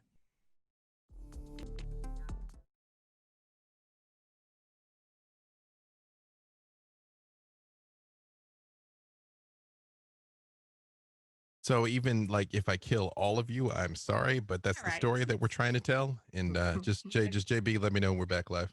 A hopeless, sad story. Oh, we are back live. Hey, all right. Welcome back to the series finale of Outbreak Undead, the Strain series. And I don't think I told you guys the episode title at the top because I didn't want to spoil it. The episode title is Tin Hut, because you guys ran into the military. Or did you? You narrowly evaded them. Again, remember that we will be giving away a copy of the book here at the end of the stream. All you got to do is still be in chat. If you are watching this on VOD after the fact, sorry you missed that giveaway. However, you can still subscribe to the Hunters Twitch and watch all of our VODs and follow along to support Hunters Entertainment and the dopeness that they are putting out every single week. And although this is the end of this particular narrative, it is not the end of the show. And maybe, just maybe, if you hang around to the tearful, adrenaline-filled end, that is no doubt going to be fantastically thrilling and exciting, and let's be honest, probably terrible, you might get a little snippet of what's coming next. So with that being said, so far, you all have been blessed with uncharacteristically good roles at opportune moments, good ideas that have helped you narrowly evade a number of situations that could have gone catastrophically poorly, and as of yet are just departing the Topanga Coalition en route to Malibu. It is a twisting road that is basically laid into a natural occurring canyon where high walls brace you on one side and a precipitous drop brace you on the other as you are making your way out of town. Pharaoh's sitting in like the passenger seat and her like knees up on the dashboard. She's playing around with the baggie of weed that was given by Melvin in 12, and just like looks over at I guess Nathan, because he's right there, but says it loud enough for everybody, and it's just like, are we kind of crazy right now?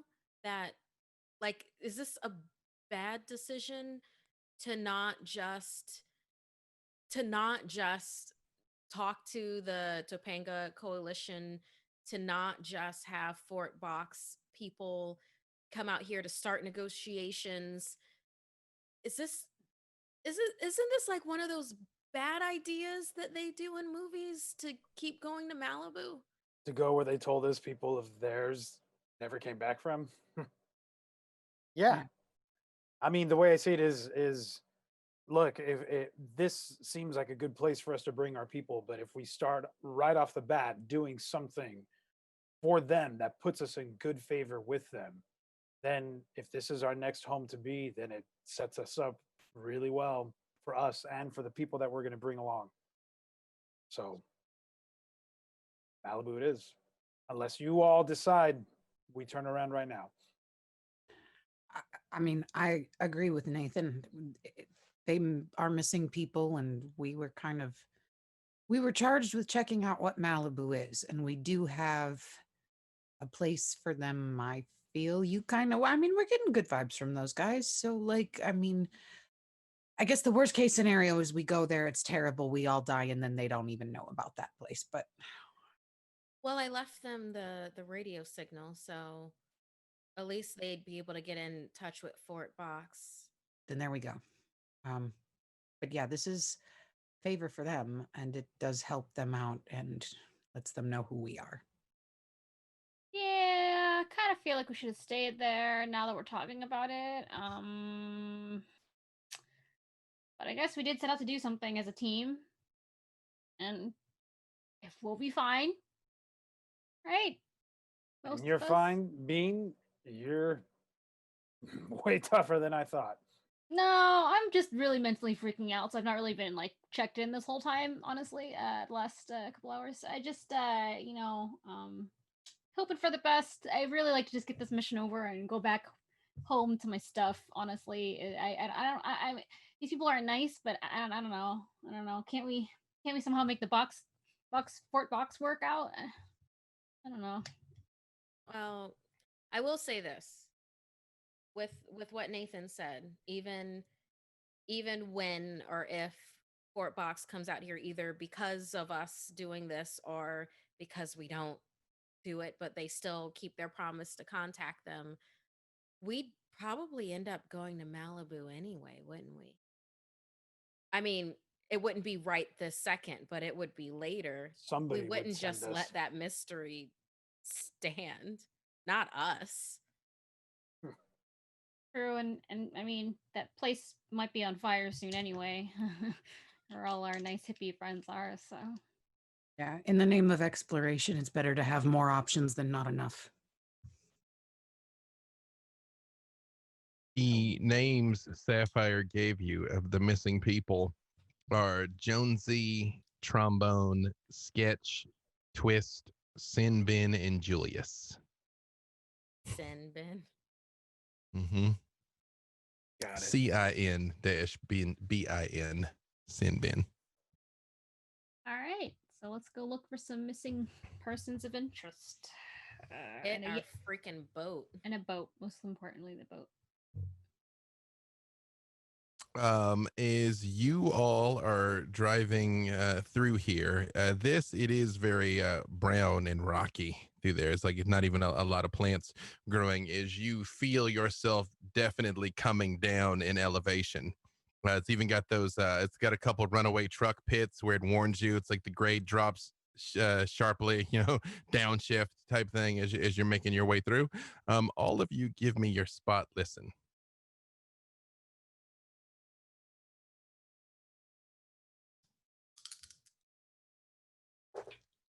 77 for me. Ooh, 70 for me. 24 out of 59. 3 degrees of success. 22 out of 43, and that's with an exploding dice on my.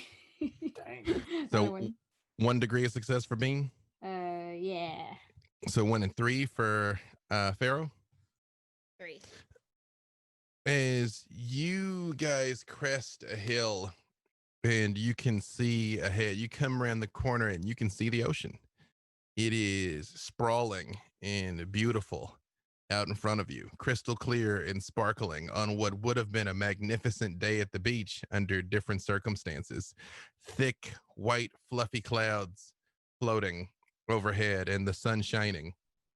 And you can feel through the cracks in the windows that the temperature has dropped a little bit. It's even cooler over here on the shore of the sea.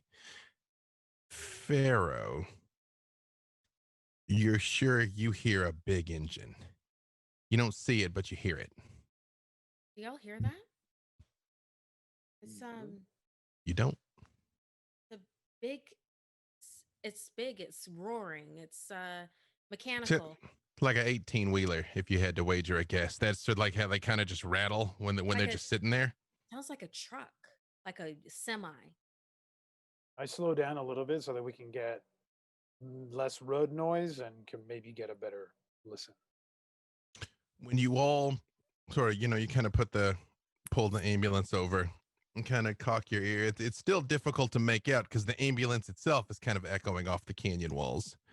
But as you listen carefully, once you stop for more than a couple seconds, you very much hear like.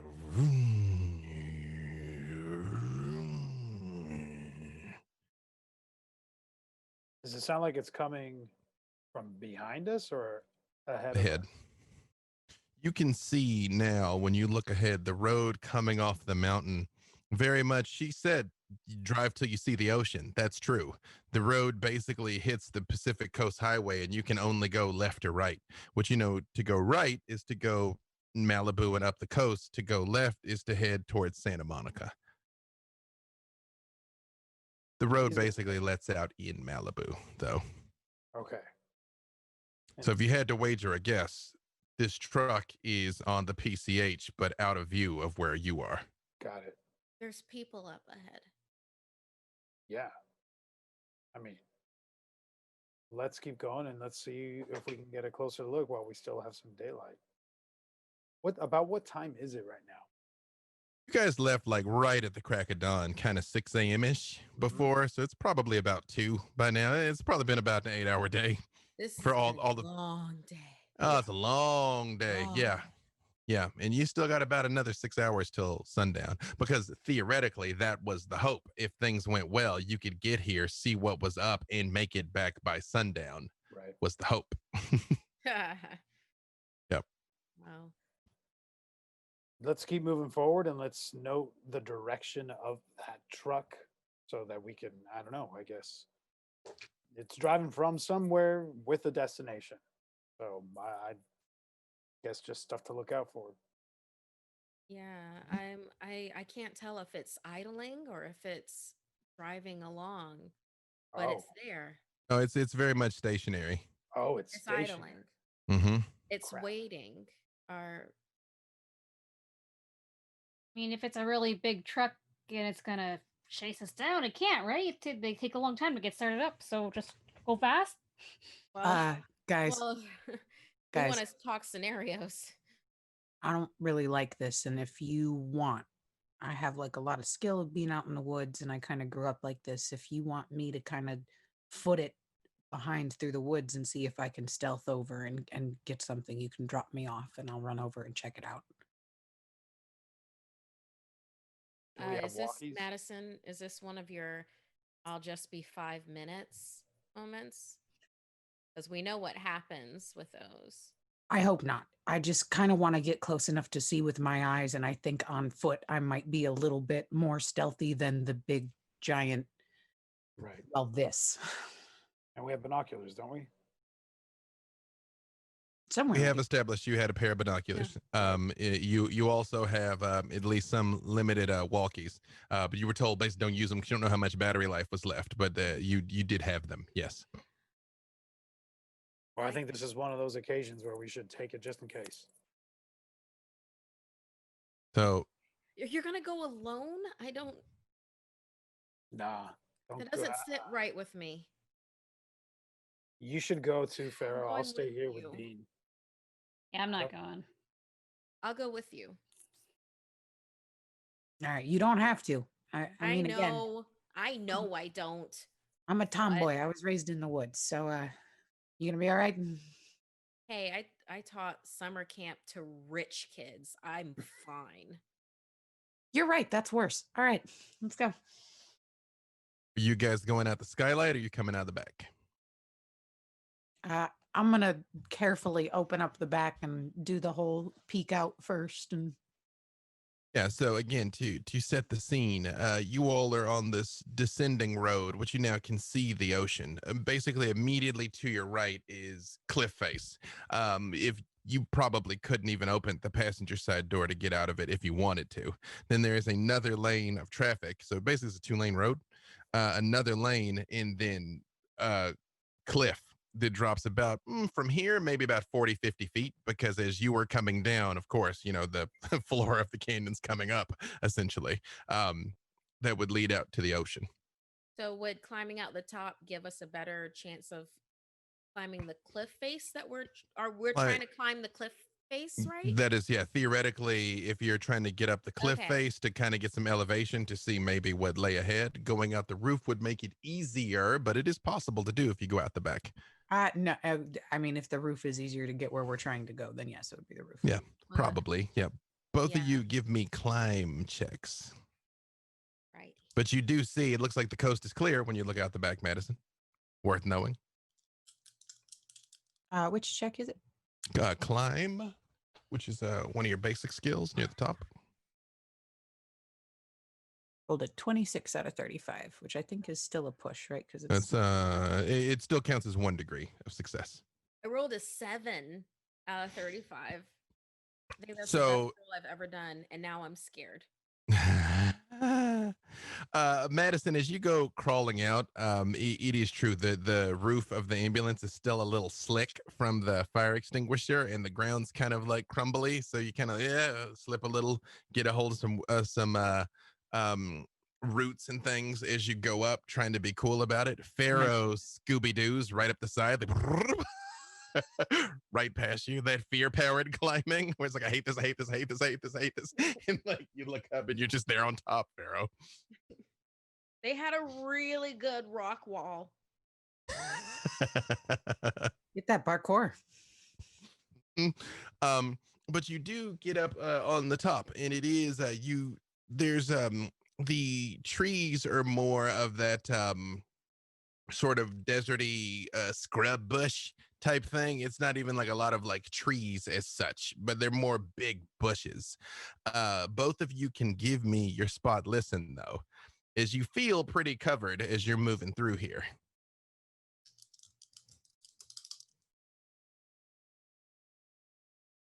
35 out of 59. 59, 26 out of 59, 36, 46, 56, 3 again. So 2 degrees and 3 degrees. So 5 between you.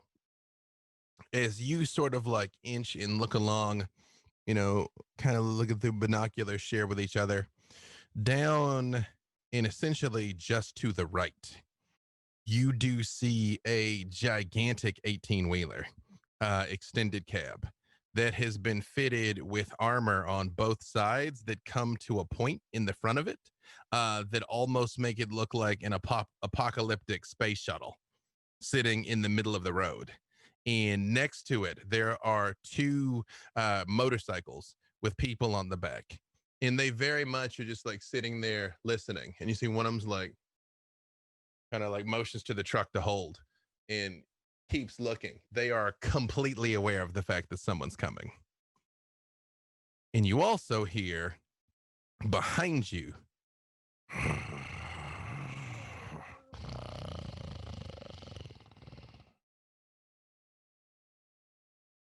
This isn't good. Okay, we need to get back and tell them that we need to turn around and probably go back. Yeah. You heard that though, right? Behind us. Yeah, on the count of 3 we turn. 1, 2, 3. When you all whip around, you see 3 coyotes. Like look at you with their fangs there. Are they normal-sized coyotes?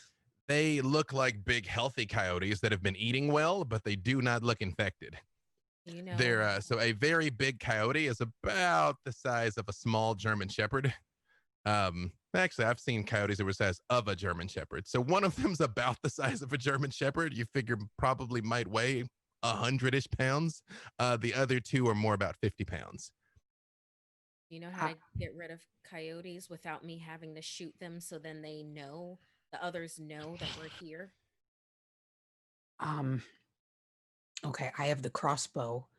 That's pretty quiet. Do you want to take that off of my back and use that, and I'll try and get one with a knife? You're gonna take a coyote out with a medicine. This is not that 5 minutes. No, no, it's not. But we've got to get rid of them, and they clearly see us, and we've got to do this as quietly as possible. And you see, it does take one step forward. Pharaoh reaches over for Madison's crossbow and hands Madison So her sharpened axe-like selfie stick for her to roll have two roll three weapons. speed dice because we're gonna see if you manage to get your stuff out before they get to you. Oh my god.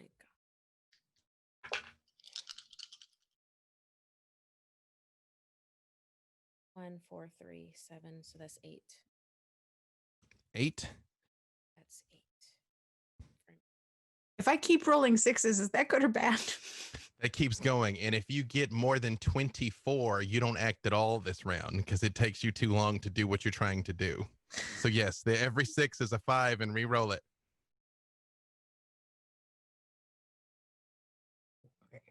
So that was 4, 2, 2 6s, and a 1. So 10, 4, 2, that's 16, and 1, it's a 17. So here's what's going to happen. Pharaoh, you very carefully reach for the crossbow, and when you move, the coyotes charge, come running forward at the 3 of you. You do get the knife out. Madison, you're kind of fumbling with it and trying to like aim to cock and get ready as the coyotes get there and try and bite the 2 of you.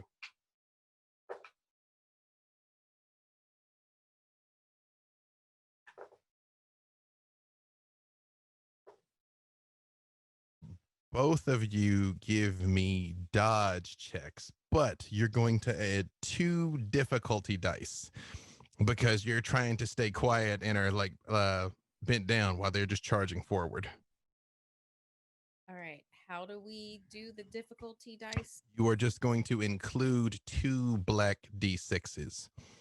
So and we you're going can to add that to the number, same as what's been happening to Bean here. Damn, that's harsh. Got a 47 out of 45 on my dodge, so that's a push in the wrong direction. And Yeah, that is a 2 and a 3 on my difficulty dice. So it's total. Just so that's 5. You add 5 to. Does that still keep you within 10%, or does that drive you to 1 degree of failure? Well, I add that to what I rolled. Uh-huh. Oh my god. That becomes 1 degree of failure. Let's see, 40 out of. Yeah. No, that's still a push, I think, because that's 5. I'm only 2 degrees over, so 7. Yeah. Math. All right, still so a push, huh? Okay. Yes. And you there, Pharaoh? I got a 5 on the damage, and then I rolled a 6% on dodge, so that's a total of 11% out of 45. So I got 3 degrees of success. Okay. Any other game, I would be dead by now. This game isn't over. Okay, hang on. Let me just get to my my thing here. All right, hang on. I'm just making sure I use the right thing because these are normal mortal coyotes. They are not infected coyotes, but I still need a good stat block for them. I live in California. I should know how you stop a coyote from charging you, and I don't. I mean, under different circumstances, they're fairly skittish. Under different circumstances. Okay, hold on. Also, just for the record, there's much, much worse things in this book than than this. Okay. Ooh, okay. It runs forward. The big one runs forward and just buries its fangs in your leg, Madison, and starts trying to drag you away. Hang on, let me see here. If I'm still able to grip the knife, I'm just gonna stab it in the face while it's in my leg. No, rightly so. Eyeballs. It buries its fangs in, and you've got, fairly dense pants on, right? That are giving you like a little bit of protection, but it does do 2 points of damage. Like it bites into you, it hurts a lot. The second one also bites into you for another 2 points of damage. The third one bites at you, Pharaoh, but you like scramble out of the way as you see the two of them are like pulling at Madison. Now you are able to act, Madison. I'm trying to figure out on my sheet if I'm dead or not. How many You are not points? dead yet. You can take 6. You're hurt. You've taken 4. You can take 6. This is not good. Okay. All right. They both just rolled astonishingly well. So you were definitely injured. All right. I am going to definitely stab the one in the face that attacked me first, the big one. And Okay. go right through his head while he's chewing on my leg like a chew toy. Roll it. That would be either slashing or piercing your skill, whichever. And what is Pharaoh doing?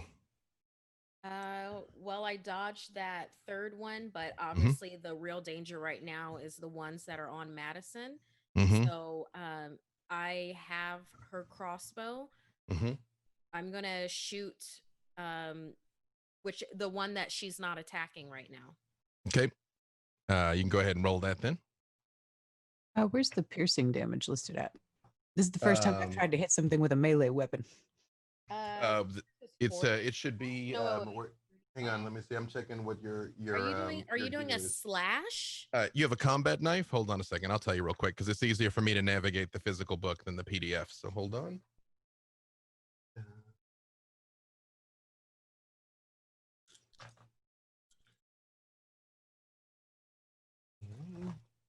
Combat knife is what you've got.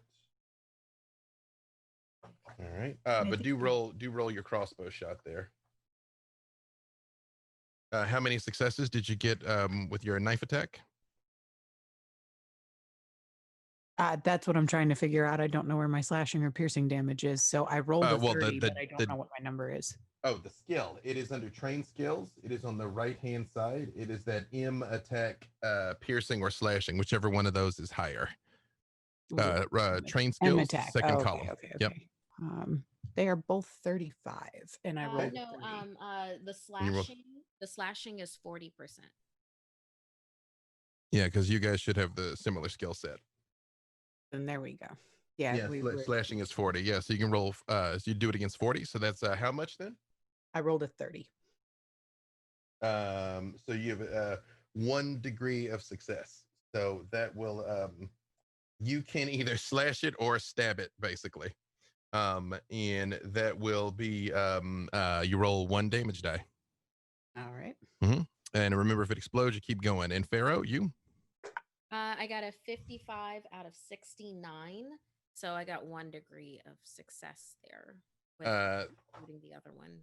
Same. So for you with the crossbow, that is going to be 2 damage dice you roll.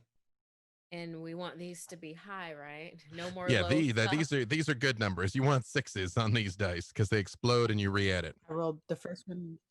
The first one was a 6. The second one was a 4. So that comes out to 9, right? 9. 4, 5. Explode 4, 5, 5.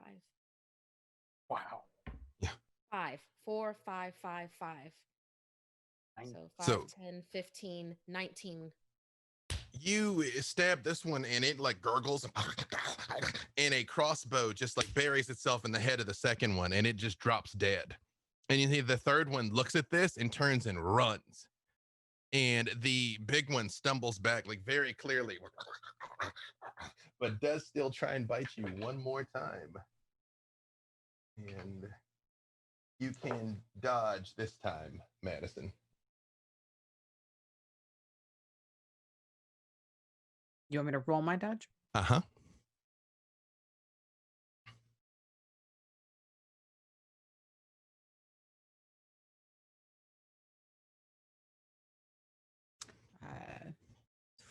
I just looked at it and it fell out of my brain. 45 out of 45, right on the nose. So it is a push. It goes to snap at you and it misses because it also has a push. But it is very much like as it's like essentially dying, coming forward like. Would you like to try and stab it again? Roll it. And Pharaoh, what are you going to do? I'm gonna try to shoot it again. Okay, roll it. Well, I guess you can see if Madison's about to kill it with her knife here and consume your, conserve your ammo. Pharaoh, give me a spot listen as you're trying to take all this in. Okay. And 24 out of yes, 40. You tell me how you kill it. Oh, I'm just gonna hit it just square between the eyes, just right there with the knife. Just end Just game. drive it like all the way down to the ground. Like you feel soil underneath when it like crunches through this thing's head. 100%. You see its pupils defocus. And then I'm gonna look up at Pharaoh and be like, "Let's drag these back to the thing. Let's throw these. This actually will be good food." You're thinking of food right now. You notice, Madison, now that the adrenaline is starting to wear off, the shock is starting to set in.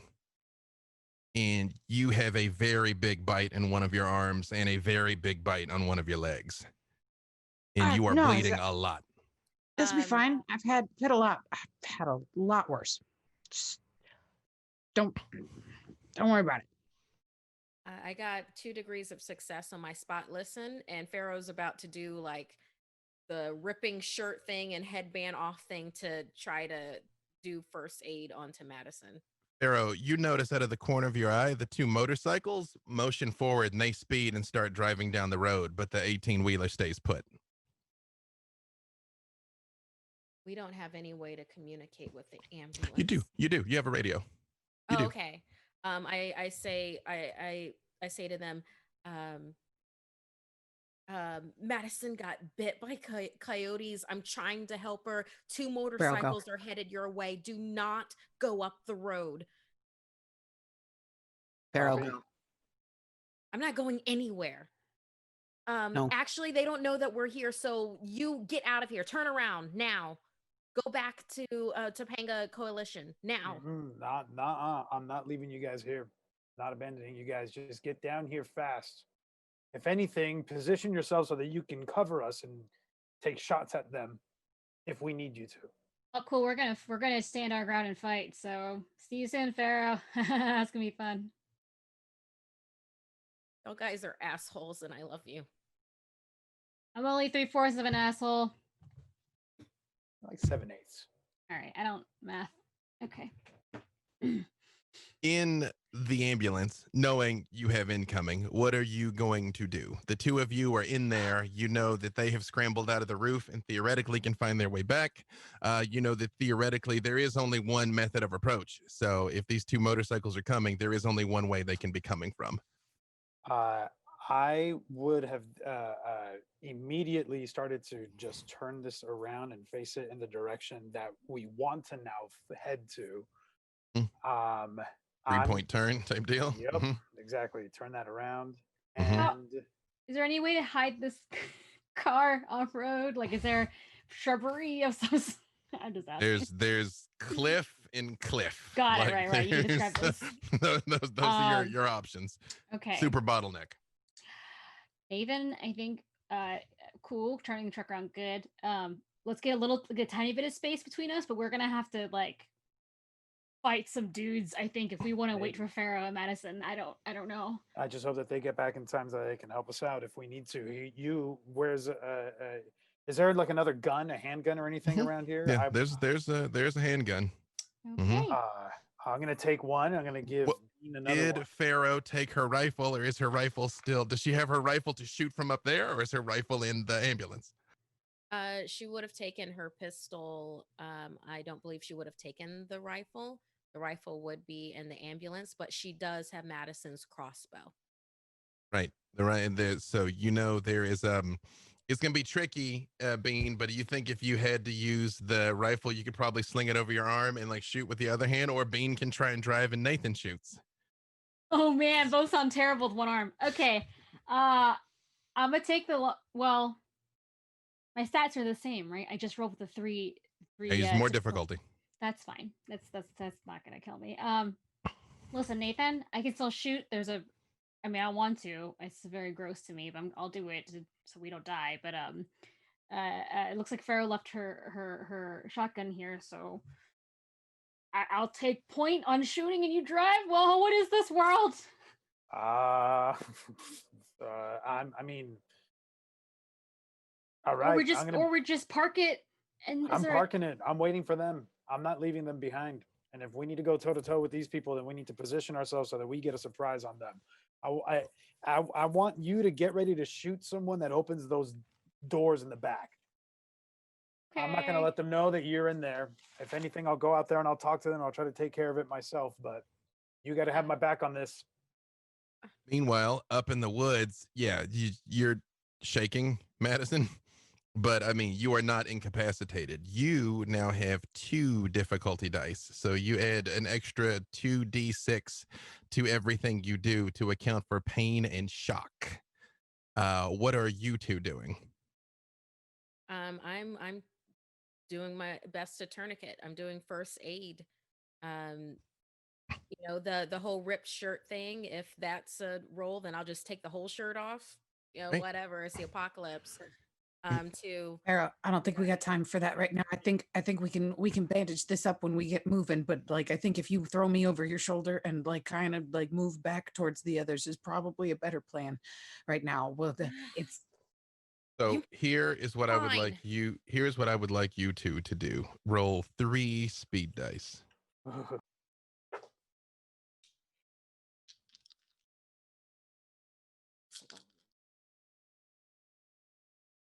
Pharaoh can just roll the ones. 4, 4, 2, 8, 10. Okay. So 11. okay. No, it's you can take the lowest one because you guys are kind of moving together. So here's the deal. I know when the motorcycles are going to reach the ambulance. So you can try and move, you can try and get in position, you can try and bandage her. But the time it's taking you to do those things is time they're closing in. So you tell me what you plan to do. Pharaoh heard what Madison had to say, and if the ones in the ambulance are prepared to shoot, they wouldn't expect anybody to shoot from the cliff. Get us to where we have range. You know that from having scrambled not up here, die you can get to the edge and probably still have at least a little bit of a visual cover. Once you start shooting, they'll know you're there. But you realize you would be high enough and you can see the road. You theoretically would get at least one shot before someone knew you were there. Yeah. Pharaoh's going to move Madison over to the cliff edge. Hand her Pharaoh's pistol and still keep Madison's crossbow so that we both have shots to take. And from your elevation, you can see they're coming, and you see both of them have what look like machine guns, and they're driving with one arm on the holding the motorcycle. And right as they're about to turn the corner, they and like floor it coming around the corner. You guys will get one shot at them before they're in range to start shooting back. Shoot out their tire, Pharaoh. Okay. Roll it. You both can roll your firearms attack. By now, in the ambulance, you hear them because you haven't seen the motorcycles before now, but you can hear them approaching. All right. I'm getting myself ready. Mm-hmm. How many guns do we have inside the ambulance? Did we did bring extra firearms, right? There was one extra shotgun that came with the ambulance. Everything else was just your personal What we effects. had Yeah, personally. and you have my rifle in there, Mm-hmm. definitely. Right, which Bean is using. Mm-hmm. All right, cool. I'm gonna have the shotgun near me. I'm gonna be on the driver's side. I'm gonna have Okay. the shotgun nearby. Okay. All right. Now, because you've turned around essentially to help them, the driver's side door is near the wall of the cliff now, for them to be able to get down and get in. Because you did say you turn around, right? Yes, definitely. So turned around. before the passenger side was against the cliff wall, now the driver's side is against the cliff wall for them to be able to just like straight down. Okay. Okay. All right. And then, yeah, but it's against the cliff wall, but I can open it fully. You could squeeze out, because here's the thing: the further you are away from the cliff, the harder it's going to be for them to get into the ambulance, especially knowing Madison's hurt. So if you make it easier for them is laying it in where your door won't open, but if you give yourself room to get out, that's further that they got to come to get back in. Yeah, no, I want to make it easier on them, but also if they do approach me, I can open the car door and slam them with it. Got it. Okay. What did you guys get on your to shoot? I got 4 degrees of success. I got a 27 out of 69. Perfect. Madison? I got a 60 out of 69, which is, I think, a push still. That is 1 degree of success. So Yeah, 5 your hands shaking, Madison.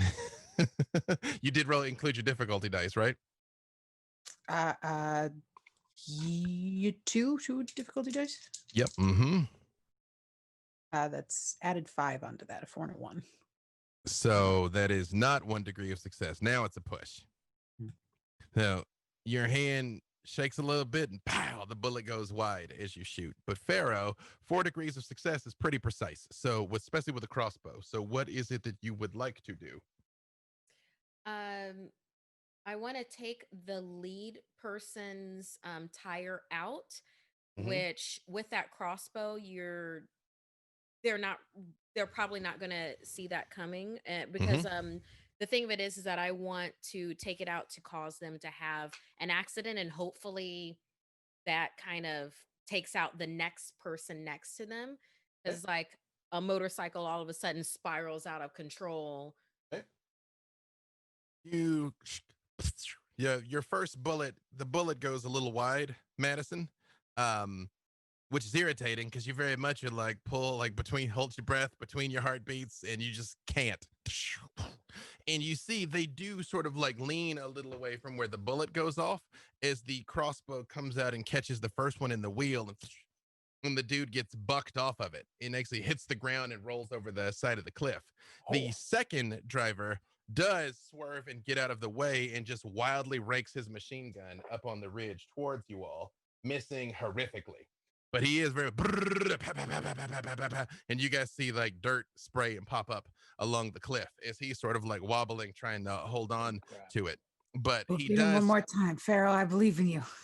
Yep, you will have time to shoot again, as he does kind of have to like try and steady himself and get ready to charge again towards the ambulance. You can both take another shot. And we hear this gunfire, right? Oh yeah, you very much hear it now. You hear the wreck of the first motorcycle. You hear the gunfire. You even hear the like, and ambient even kind of like ting ting ting, like a stray bullet might have even hit the ambulance, but he missed wildly. You both can have 36 another out of shot at him. 69 this time. How much? Oh, Sorry, I forgot to add my difficulty dice. do add the difficulty dice. And I'm gonna change my Madison, let's position. do this. Mm-hmm. Go for it. 43 out of 69. 53, so he's still 2 degrees of success. 43 out of 69. Yeah, 2 degrees of success. Yeah. Okay. And what'd you get, Pharaoh?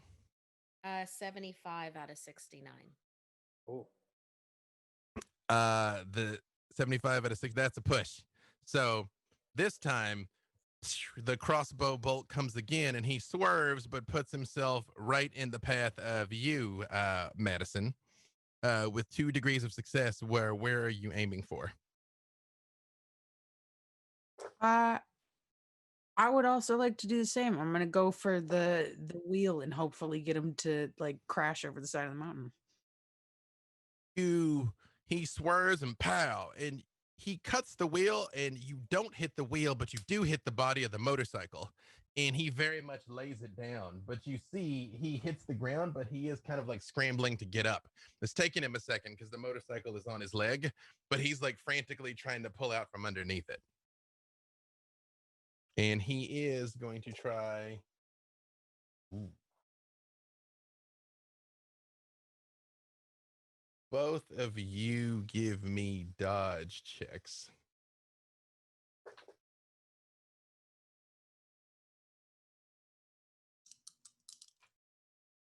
Oh man.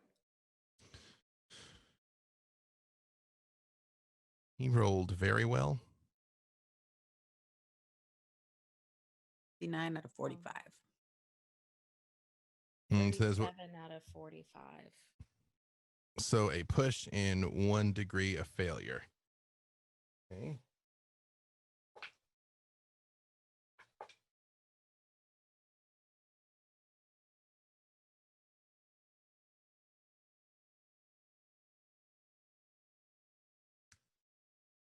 You've used all your competency points, correct, Pharaoh?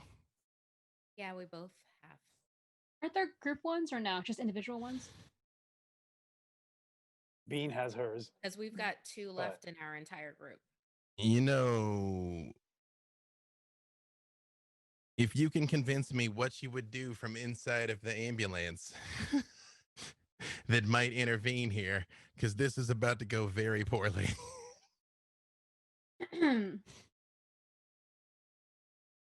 How close are the motorcyclists to us at this point? They're still in motion. Yeah, well, And one just of the them bike- like laid his bike. Basically, he laid Right. down and is just spraying up along the ridge as he's trying to like scramble to get the motorcycle off his leg. The other guy went off the cliff. And Nathan has abandoned the driver's seat. I am going to jump in the driver's seat and back this car up onto these guys, You're gonna throw it in reverse to distract him. Okay. or hit them. I don't know. Yeah. You guys see the ambulance goes roaring backwards. And I'm running. I jumped out of the car with. Mhm. I was getting ready to be like to either throw it as something as an obstacle in front of the motorcycle if I saw him come around, or Mhm. use it as a shield or like a battering ram, like just charge in and knock him off of his motorcycle. But I'm out there. Here, Do I see him fall? here is what. Yeah. Well, I will say you had a slit in the back of the door, so you could have seen this. Here is what I will allow, if you so choose, Nathan. Uh-huh. You can substitute your dodge for theirs. You can include Bean's 2 competency points is here trying to help. I warn you, he rolled very well. So it will be difficult to avoid not getting shot here. All right. But you do have a shield and you do have your own dodge. Mm-hmm. Mm-hmm. Also, hello, thank you, saving throw. You're here just in time for some terrible shit to be happening. Yup. All right. So I'm just outside as I see all this starting to unfold, and hopefully I can get some of that coming my way. So you can roll your dodge. I'm gonna count your shield for some cover here. You've got you have 2 successes from Bean's 2 competency points to like throw it backwards here. I rolled a 33 out of 51 for dodge. So 1 degree of success, I think. 33 out of 51. That is 1, and you've now driven it up to 3 degrees of success. Okay. However, 2 bullets get around the shield. Tink, tink, shit. It would have been 11 bullets that got past with his semi-automatic fire. I was gonna say, what kind of gun is this? One that I want. However, Nathan. Yep.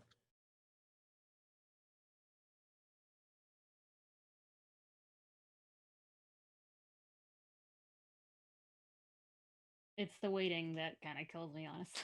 I know. Looking calculating. You guys are over there, you shoot, you drop him, you see him point his gun at you. Nathan jumps out and he turns and rakes him as the ambulance comes back and crushes the guy. But you all see Nathan take 2 one in the leg, one in the shoulder, and hit the ground in the middle of the road. You have been reduced to exactly 0 hit points, Nathan. Damn. Which is not dead, but it is hurt badly. And It's time to And you see go. the ambulance kind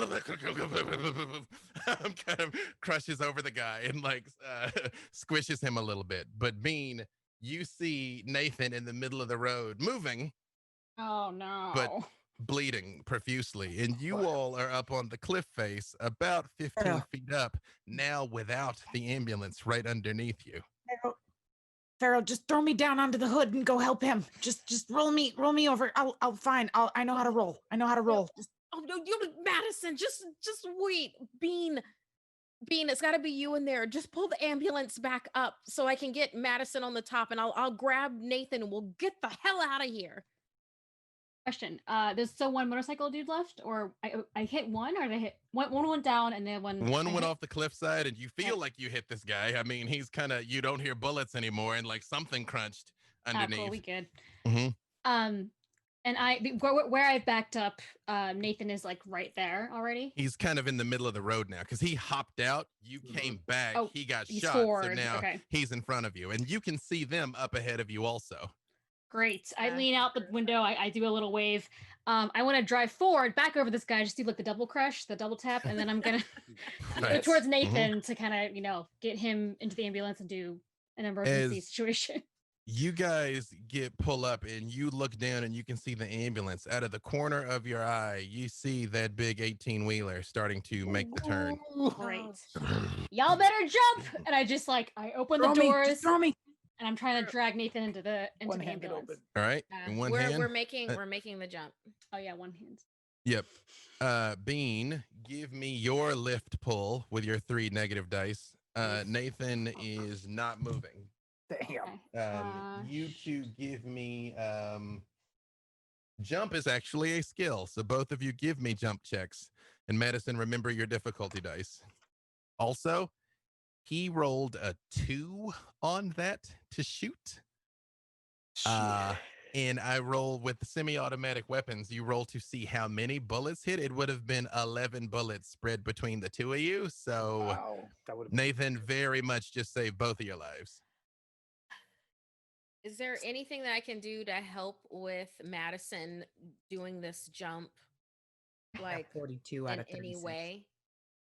42 out of 36 is a push. So it won't be graceful, but you'll get down and you won't be any worse hurt. So she very much kind of like boom, on the roof. And it hurts like shit, Madison. But you are on the ambulance. Yep. Nope. I'm fine. I'm fine. I'm fine.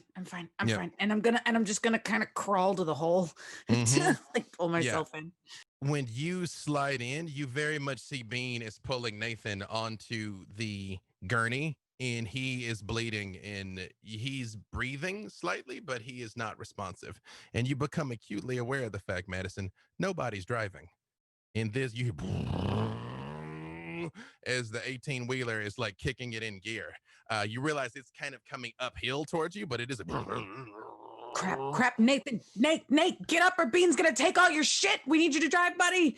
I can drive. Make your jump check. Let's see if you get in first. I got a 25 out of 35. So 1. And 1 degree of success. You see, again, it is not graceful, but you very much hear like boom, bam, boom, boom, boom. And she's like inside, kind of on her feet. As you very much take in the fact that Nathan is shot and bleeding out. As you hear the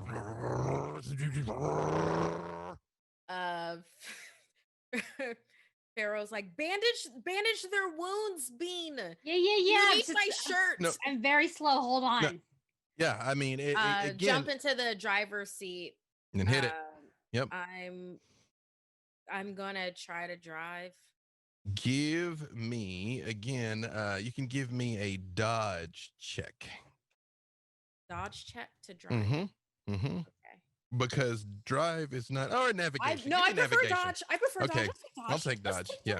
Dodge is 45%. It's kind of been dodge or navigation up until now because drive is not perfectly represented. Oh. This is about to go poorly, isn't it? Yeah, let's just do it. It's all right, Pharaoh. Oh It's bound to God. happen. Oh my God. I got a 96 No. Shit. out of 45. Ah, we did. Oh my God. You all feel this thing my like God. hit Oh my the God. ambulance and knock all of you to the ground, and it is like pushing you forward towards trying to drive you all off the cliff here. I will give you one more drive check to see. Oh my The back doors have been busted in, and you can see this basically war wagon with somebody inside looking at you like,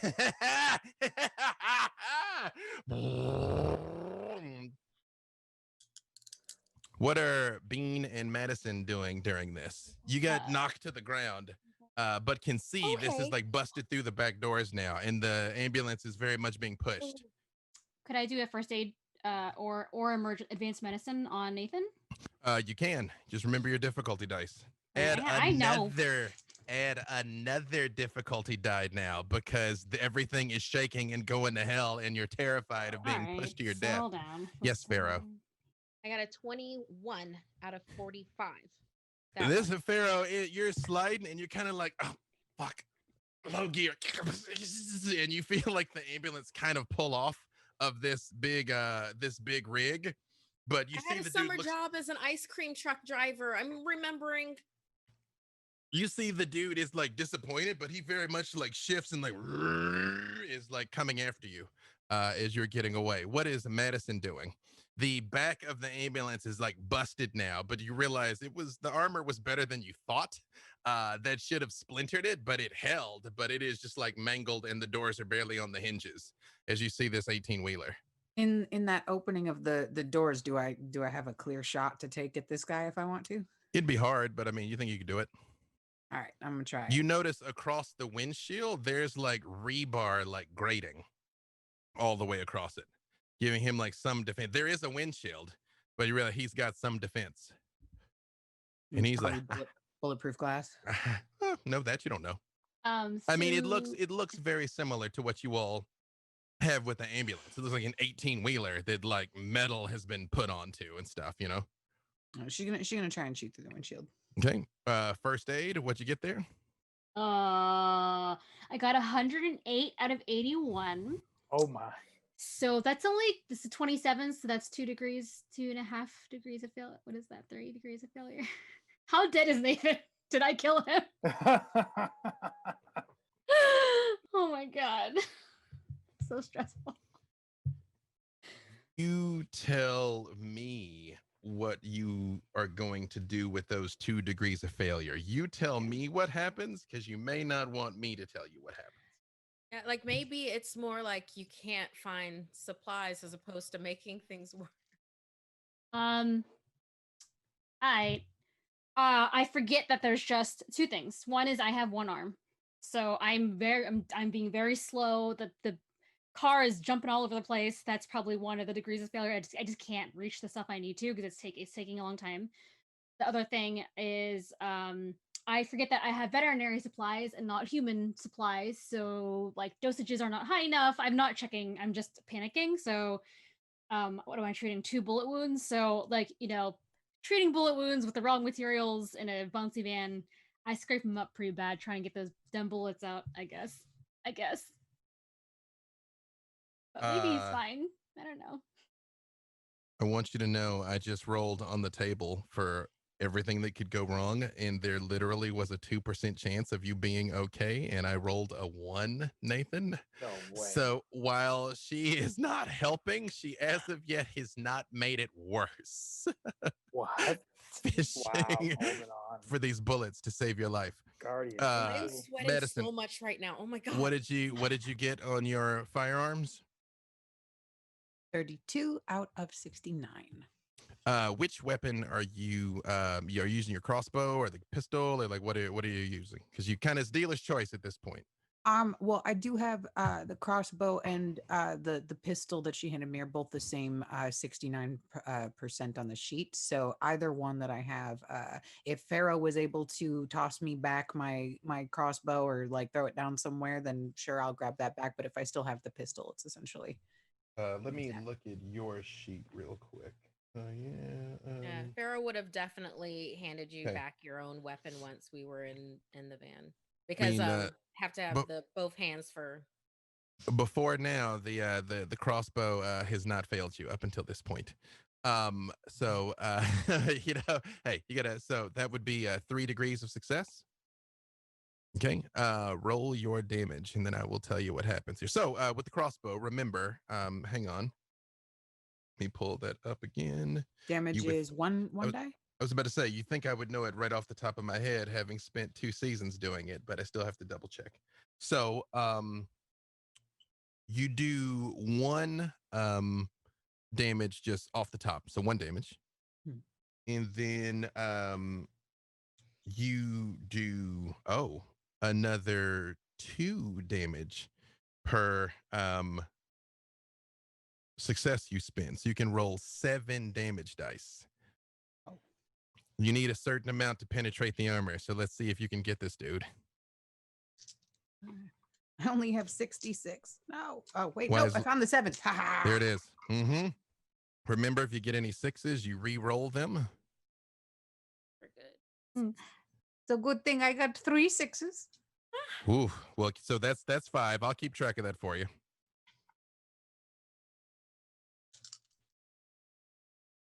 And another 1. All right. So on top of what you have is the 5, I have. Okay, well, hang on before you tell me anything.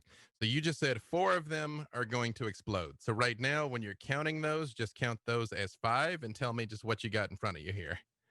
Yeah. Okay, that's 10, 7, another 10, 11 is what I'm looking at in front of me. So you got 11, and now re-roll 4 of them. And if you get more 6s, they do explode again. Okay.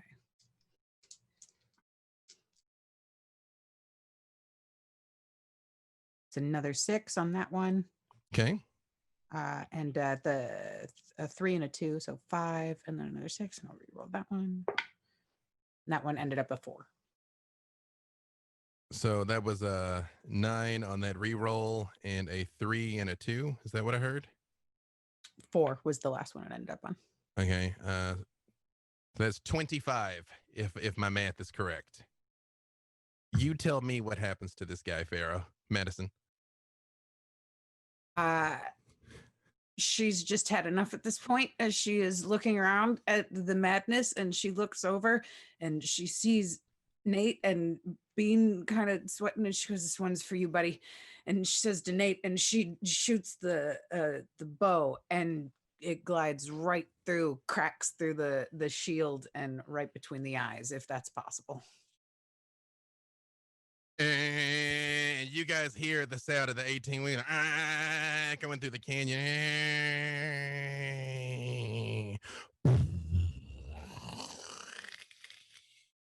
It ended in fire. I'm happy now. Madison, give me a resist pain roll, which is under your basic skills up near the top. Percentile die, not damage die. Yeah, right-hand side. Although you do still add your difficulty dice to this.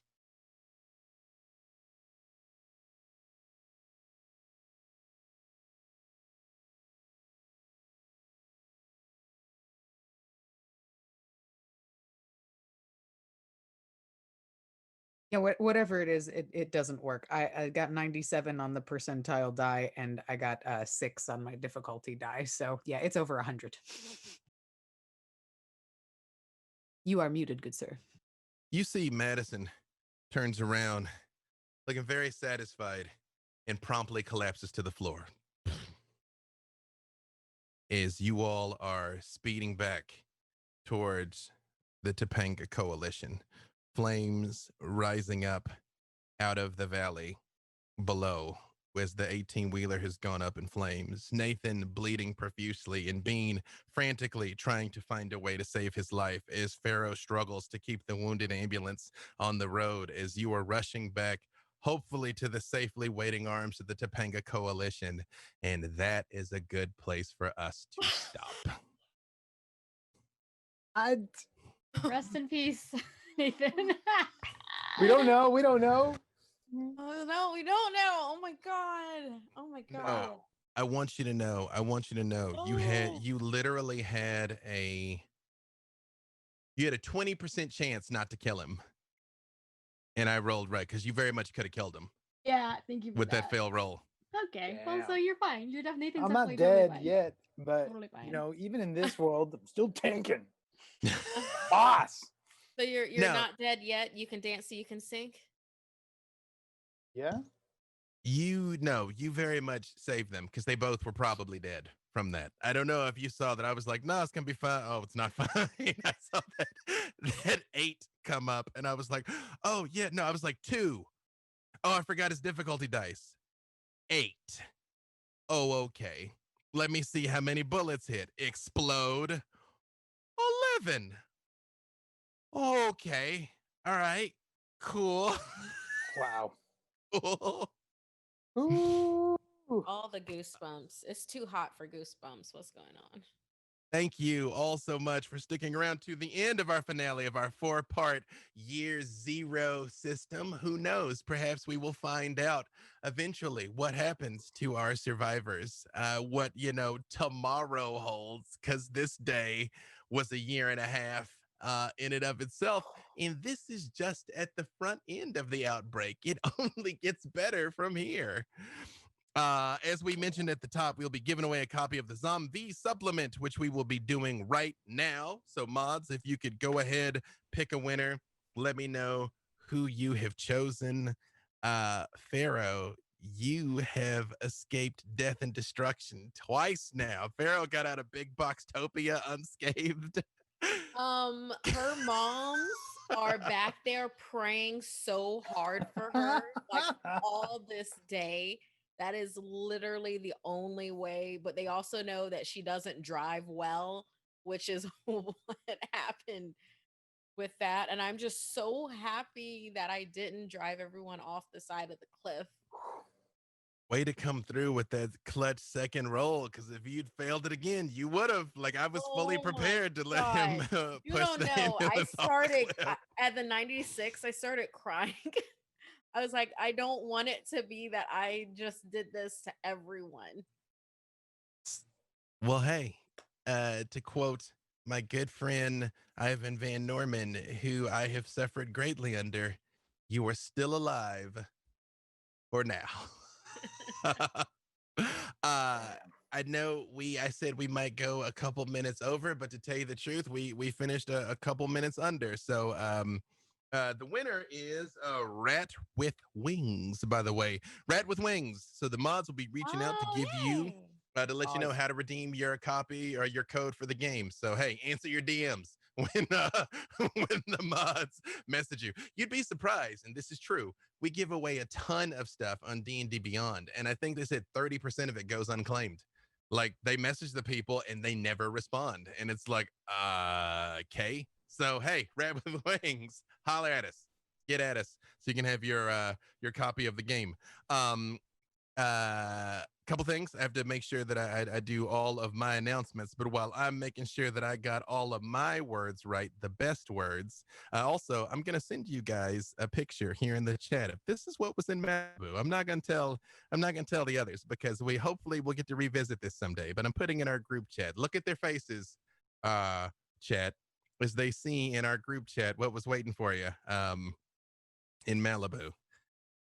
And it would have been fine. Yeah, no, it would have been fine. Yeah. Oh. Waiting for it to come up. Oh, is it going It's through? not loading for me. Is it not loading for you? That's all right. Well, I'll show you again after. It's fine. It's fine. It'll be here. I'll try and send it to you directly, man. If it doesn't work, that's cool. Oh, wait, hang on. Let me do it like this. The very top image, for those yous not loading for, the very top image here. That's what was there. Yeah, and it be all good. Be all good. Yeah. Yeah. What? Don't worry about it. Yeah. Yeah, that's what's going down over there. But hey, I'm not gonna spoil it because we may still find out in the days yet to come. Let me ask you this, production overlords. If you want me to say what's coming next, message me and I will say, because I know, but I don't want to ruin it in case you guys are saying it elsewhere. But in the meantime, it's cool. It's fine. It's fine. You guys can all, have a glass of wine, just relax. It's fine. This is all good. Just and tell everybody who you are and where they can find you. We will start at the bottom this time, reverse order than we did. Actually, we'll start at the bottom. Start with you, Markia. This is the order that you are on my screen here. Hey, yeah, I'm Markia McCarty. You can connect with me on Twitter and Instagram at Markia McCarty. When I'm not as traumatized as I have been for this finale.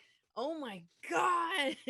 Um, yeah, if you like other horror type things, I'm the narrator and a story editor for Something Scary. You can find us on youtube.com/snarled. We have animated horror episodes weekly. It drops on every Tuesday, and also there's a podcast just to look for Something Scary on Spotify, iTunes, or wherever you find your podcast. But yeah, can we just connect online with how B Dave just like wrecked us? I'm good with that. I'm active on Twitter. Let's talk about this man and what he just did. Oh, that he just did. Y'all, you don't know how well you came through. Like, it could have gone very wrong with the helicopter. It could have gone very wrong with the Humvee. It could have gone very wrong with the fire. If you had failed that spot, listen, the moment you came driving down the road, you can get T-boned by the 18-wheeler. That's the ambush. That's why nobody ever comes back. They're waiting. They rolled a 9 on their spot listen, so they knew the moment you came around the corner, the big rig, boom, and they just take everything out of it and drag the car off. So that was it. So yeah, no, you guys, yeah, it's I realized it might have felt like your luck failed at opportune times, but believe me when I tell you, it held when you needed it. Yes. Luis. I don't even know what to say. Like I'm like why do I enjoy this? Like I'm like maybe I should really because I do. Like I'm kind of like shell shocked, but I like this. I'm so fucked up. I don't know what's wrong with me, but Girl, same. I I know. saying? I know that exact feeling where you're like, ooh. It's yeah. I mean, this is a fun. This is definitely fun. Well, so we're sharing who we are. Hi, I'm Luis. I broke them. Yay. Yeah. Oh, help me, God! He is broken in half. for real. Well, JR. Oh my God. Oh my God in heaven. You guys can find me on social media so we can have our little group therapy session. LuisCarazo. That combination will get you to me on all of the social medias. That's all I got. Michelle. You almost said bean shell, and I was here for it. But Your one-arm bean shell. One-arm bean shell is I feel like I was really traumatized last week, so this week I feel kind of okay, weirdly. I didn't want to kill Nathan, but here we are. He's not dead, and I didn't kill him, and it's not my fault. Hey, my name's Michelle Wynn Bradley. You can find me on the internet at I am Chubby Bunny. I don't know if you can see the one. It's not focusing, but there's a 1 on this die. A 1 or Yeah. a 2 saved him. Anything other than a 1 or a 2, something bad happened. That's and I wild rolled a 1. considering I rolled a 108 this game. It's insane to me. Yeah, anyway, just let's all talk on Twitter. It's at I am Chubby Bunny. I also I just posted Viz Media just posted a really fun episode with them about Naruto. It's Naruto, and if you want to look at that, it's pinned to my Twitter, so just look at that. I don't know. I'm done. in last but certainly not least, the Coyote Slayer. Hi there, I'm Melee Damage. This is my first time I get to play this game, and I can say in 4 episodes, I think it might actually be my favorite game I've ever played. I really thoroughly enjoyed this madness, even though this was like absolutely horrific. I'm here for What is wrong with you? I need you all to know that. But yeah, you can find me on all the socials. Melee Damage. I was playing Madison Martell on this episode for you guys, as my take of a female Daryl from Walking Dead because Norman Reedus. So, yes, find me on all the socials. Melee Damage. I run games as well. I do a bunch of other games on a Patreon. So if you ever feel like you want to have a game run by someone, you hit me up. We work out the deal. Side note, I've met Norman Reedus and he was the nicest dude. He was just the nicest dude. Yeah. Couple things. One, if you're watching, you enjoy this, please do sub to the channel. It enables us to continue making great content like this, which for those of you that have waited, I will tell you what the next show is. Although it is the end for me, it is not the end for our intrepid adventurers, because they will be going to the world of Altered Carbon with Xander running a 3-shot there. And join us for Markia's show on Saturday, right here on Hunters Entertainment, where she hosts the finale recap of Outbreak Undead, talking about all of this that happened. Maybe a little group therapy for you guys, to breathe it out. The flu basa. And Xander is not unsympathetic to the trials and tribulations of this particular game. And she will be doing an in-depth Altered Carbon character creation with the Hunters Entertainment co-creator Ivan Van Norman. And you can join the weekly roundtable Hunters Gathering at 6 p.m. this Saturday. Important point, starting with this run of Altered Carbon, it will be at 6 p.m. Pacific. So it won't be 8:30 like this game was. Will be at 6 p.m. I'm B.Dave Walters. I say words about things. I took no joy in their suffering. To quote my good friend Jason Carl, I was simply here to represent the world and what it demands. And thank you all for watching. We'll see you Saturday for Altered Carbon character creations. You can meet who the next round of Intrepid Heroes will be. And right back here next Tuesday at 6 p.m. as the Hunters Entertainment adventure continues. Thank you all. And hey, they're still alive. No. And thank you, B. Dave. Thank you for tormenting us. Oh my God. Yes, B. Dave. Yes, you. Good.